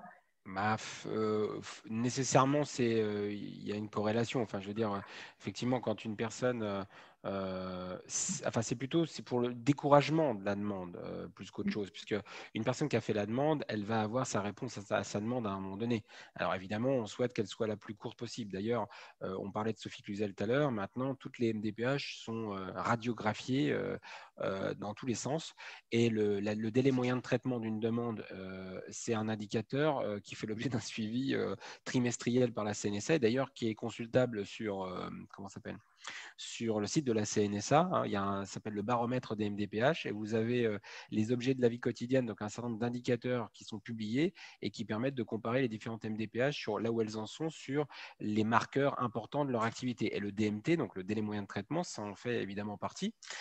Donc pour répondre à la question, oui, quand une demande de PCH met 12 mois parce qu'il y a un aménagement de logement, par exemple, alors ce n'est pas forcément parce que la MDPH ne va pas vite, c'est parce qu'il y a des besoins de devis, il y a l'ergothérapeute qui doit passer, enfin, il y a un certain nombre d'éléments qui sont incompressibles. Enfin, je veux dire que ça demande du temps. Alors, le moins de temps possible, mais ça demande quand même du temps. Donc, ça peut éventuellement décourager des demandes en disant, bah, de toute façon, ça ne sert à rien. Peut-être ça se trouve, on va me le refuser, premièrement, puis alors, deuxièmement, je l'aurai dans un an. Bon, peut-être qu'il y a des gens qui font ces calculs-là. Hein. Il faut, à mon avis, pas le sous-estimer. Il ne faut pas non plus le surestimer, je pense. Mais de toute façon, quoi qu'il en soit, les deux variables importantes, et c'est ce que je dis aux collègues régulièrement, mais ce n'est pas simple, les deux variables importantes qui sont les juges de paix pour l'action des MDPH, c'est la capacité à être joint et à répondre aux attentes des gens, enfin à leurs questions et à réceptionner leurs messages, leurs informations. Et deuxièmement, le fait de pouvoir donner rapidement une décision à la demande qu'ils ont pu formuler. C'est ça que veulent les gens. Tout le reste, c'est important, mais plus pour nous, professionnels. En vrai, les gens, ce qu'ils veulent avoir. Et accessoirement, quand même qu'on leur dise oui à leur demande, parce que de temps en temps, on dit non aussi. Donc, ça, évidemment, ça fait moyennement plaisir. Mais voilà. Donc, c'est ça, les deux juges de paix. Le reste, c'est accessoire, hein, franchement. Hein. Donc, le DMT, il y a une des collègues, une des participants qui évoquait que dans la Côte d'Or, c'était 6 mois le délai moyen de traitement. Moi, je suis en toute transparence avec ça. Vous voyez, par exemple, le dernier trimestre 2020, on était aux alentours de 2,8 mois. 2,8 mois. Donc, c'est le DMT moyen sur toutes les demandes, toutes comprises. Hein. Donc, évidemment, il y a des demandes qui exigent plus de traitement et des demandes qui exigent moins de traitement pour arriver à 2,8. Et au premier trimestre 2021, on est à 3,6. Donc, ça oscille, en fait, le but, c'est de ne pas être au-dessus de 4 mois, puisque 4 mois, c'est le délai réglementaire qui est dans le Code de l'action sociale et des familles, et surtout d'être le plus court possible. Évidemment, là aussi, l'objectif, c'est pas arriver derrière 4 mois, c'est d'être en dessous et le plus en dessous possible. Voilà. Mais effectivement, il y a des MDPH où ça prend plus de temps pour X raisons. Moi, je ne leur jette pas la pierre. C'est quand même pas simple, cette histoire, parce qu'il y a beaucoup, beaucoup de demandes. Et puis, il y a des MDPH où ça va plus vite. Mais voilà, quand on dit non, par exemple, ça va moins vite quand on dit non que quand on dit oui. C'est bête à dire, mais enfin, voilà quoi. Donc nous, à la MDPH de la Marne, on essaye de creuser vraiment les décisions justement pour ne pas générer d'ailleurs de non-recours au droit. Hein, parce que, par exemple, de mettre oui beaucoup, mais sans trop regarder évidemment l'évaluation de la situation. Alors, il y a très peu de recours administratifs préalables obligatoires, donc très peu de recours gracieux. Mais pour autant, est-ce que c'est pertinent par rapport à l'évaluation de la situation individuelle ? Ça aussi, ça pose question, quoi. Donc, le DMT, c'est une variable importante. Nous, elle est vraiment au cœur de notre action. Mais en même temps, il y a aussi l'évaluation individuelle des gens et d'essayer le plus possible à la fois de répondre à leurs attentes, parce que attente n'est pas égale à besoin. Hein. Donc, c'est important aussi de formuler une attente. Et puis, c'est bien aussi d'expliquer pourquoi éventuellement l'attente n'est pas satisfaite, parce que nous, on a évalué les besoins différemment. Et l'idée, c'est aussi d'expliquer ce besoin de manière peut-être à ce qu'il puisse être dépassé par les personnes et puis faire autre chose par la suite. Il y a des tas vous avez évoqué, Mme Agénor, sur une situation individuelle, il y avait une orientation en IME, je crois, et puis finalement, il y avait une solution en ULIS qui avait été initiée et les gens étaient contents en ULIS. Et finalement, bon, mais ça, c'est quand ça se passe bien. Mais de temps en temps, on met, parce que les parents n'ont pas fait le cheminement qui paraît a priori nécessaire. Donc, il y a une étape ULIS ou une étape école ordinaire avec AVS.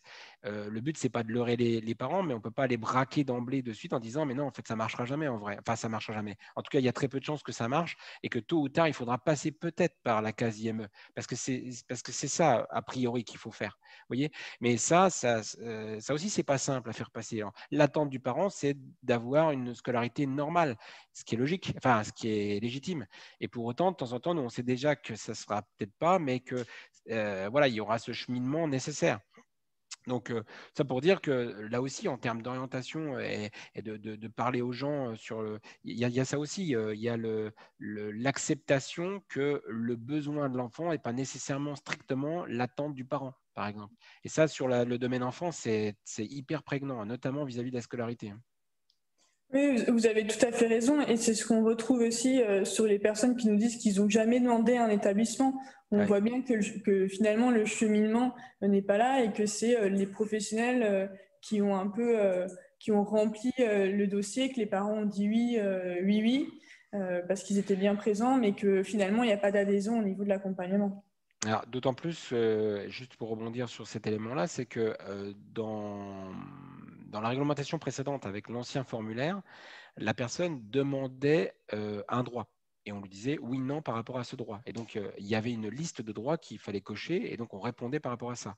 Le nouveau formulaire, il y a toujours cette possibilité de demander un droit si on souhaite avoir ce droit-là, mais il y a surtout le fait que les personnes disent ce qu'elles sont, ce qu'elles veulent, où elles se situent. Et par rapport à ça, l'équipe pluridisciplinaire ouvre les droits qui lui semblent être nécessaires pour répondre à la situation de la personne. Ce qui veut dire que potentiellement, comme vous dites, la personne a pu ne pas demander une orientation en ESMS et pour autant l'avoir parce qu'au détour de ce qu'on a vu et de ce qu'on a évalué dans le dossier, il nous paraît légitime de le faire. Donc, c'est intéressant parce que dans ce cas-là, ça permet de répondre à la non-demande, ce qu'on se disait tout à l'heure. Parce qu'on n'est pas lié par la demande de la personne concernée, puisque quelque part, on va faire, non pas à sa place, mais on va avoir une vision globale, exhaustive, et on va activer des droits, même si la personne n'y a pas pensé. Mais par contre, la contrepartie, c'est que comme elle ne l'a pas exprimé à un moment donné, il faudra déjà, premièrement, lui expliquer, parce que autrement, elle va tomber du lit. Et deuxièmement, va falloir l'accompagner sur la mise en œuvre, puisque comme ça n'a pas été suscité au départ, ce n'est pas forcément simple qu'elle prenne en compte ça. Donc, c'est vrai que de temps en temps, sur les non-recours, on répond à la non-demande, mais on génère de la non-réception aussi. Enfin, on pourrait générer de la non-réception. Merci. On arrive au bout horaire de ces échanges qui ont été très riches. Je vous remercie vraiment de votre participation. Je remercie aussi tous les participants qui étaient présents. Je vous rappelle que ce webinaire a été enregistré et donc il sera disponible sur le site du CREAI ainsi que sur la chaîne YouTube du CREAI. Et vous pourrez retrouver aussi les supports des 3 intervenants sur le site du CREAI pour avoir des éléments supplémentaires. Merci encore à vous pour votre participation. Je vous souhaite une bonne fin de journée et un bon appétit, du coup, vu qu'il est midi. Merci beaucoup. Merci à vous pour l'invitation. Merci à vous et bon appétit également. Au revoir. Au revoir.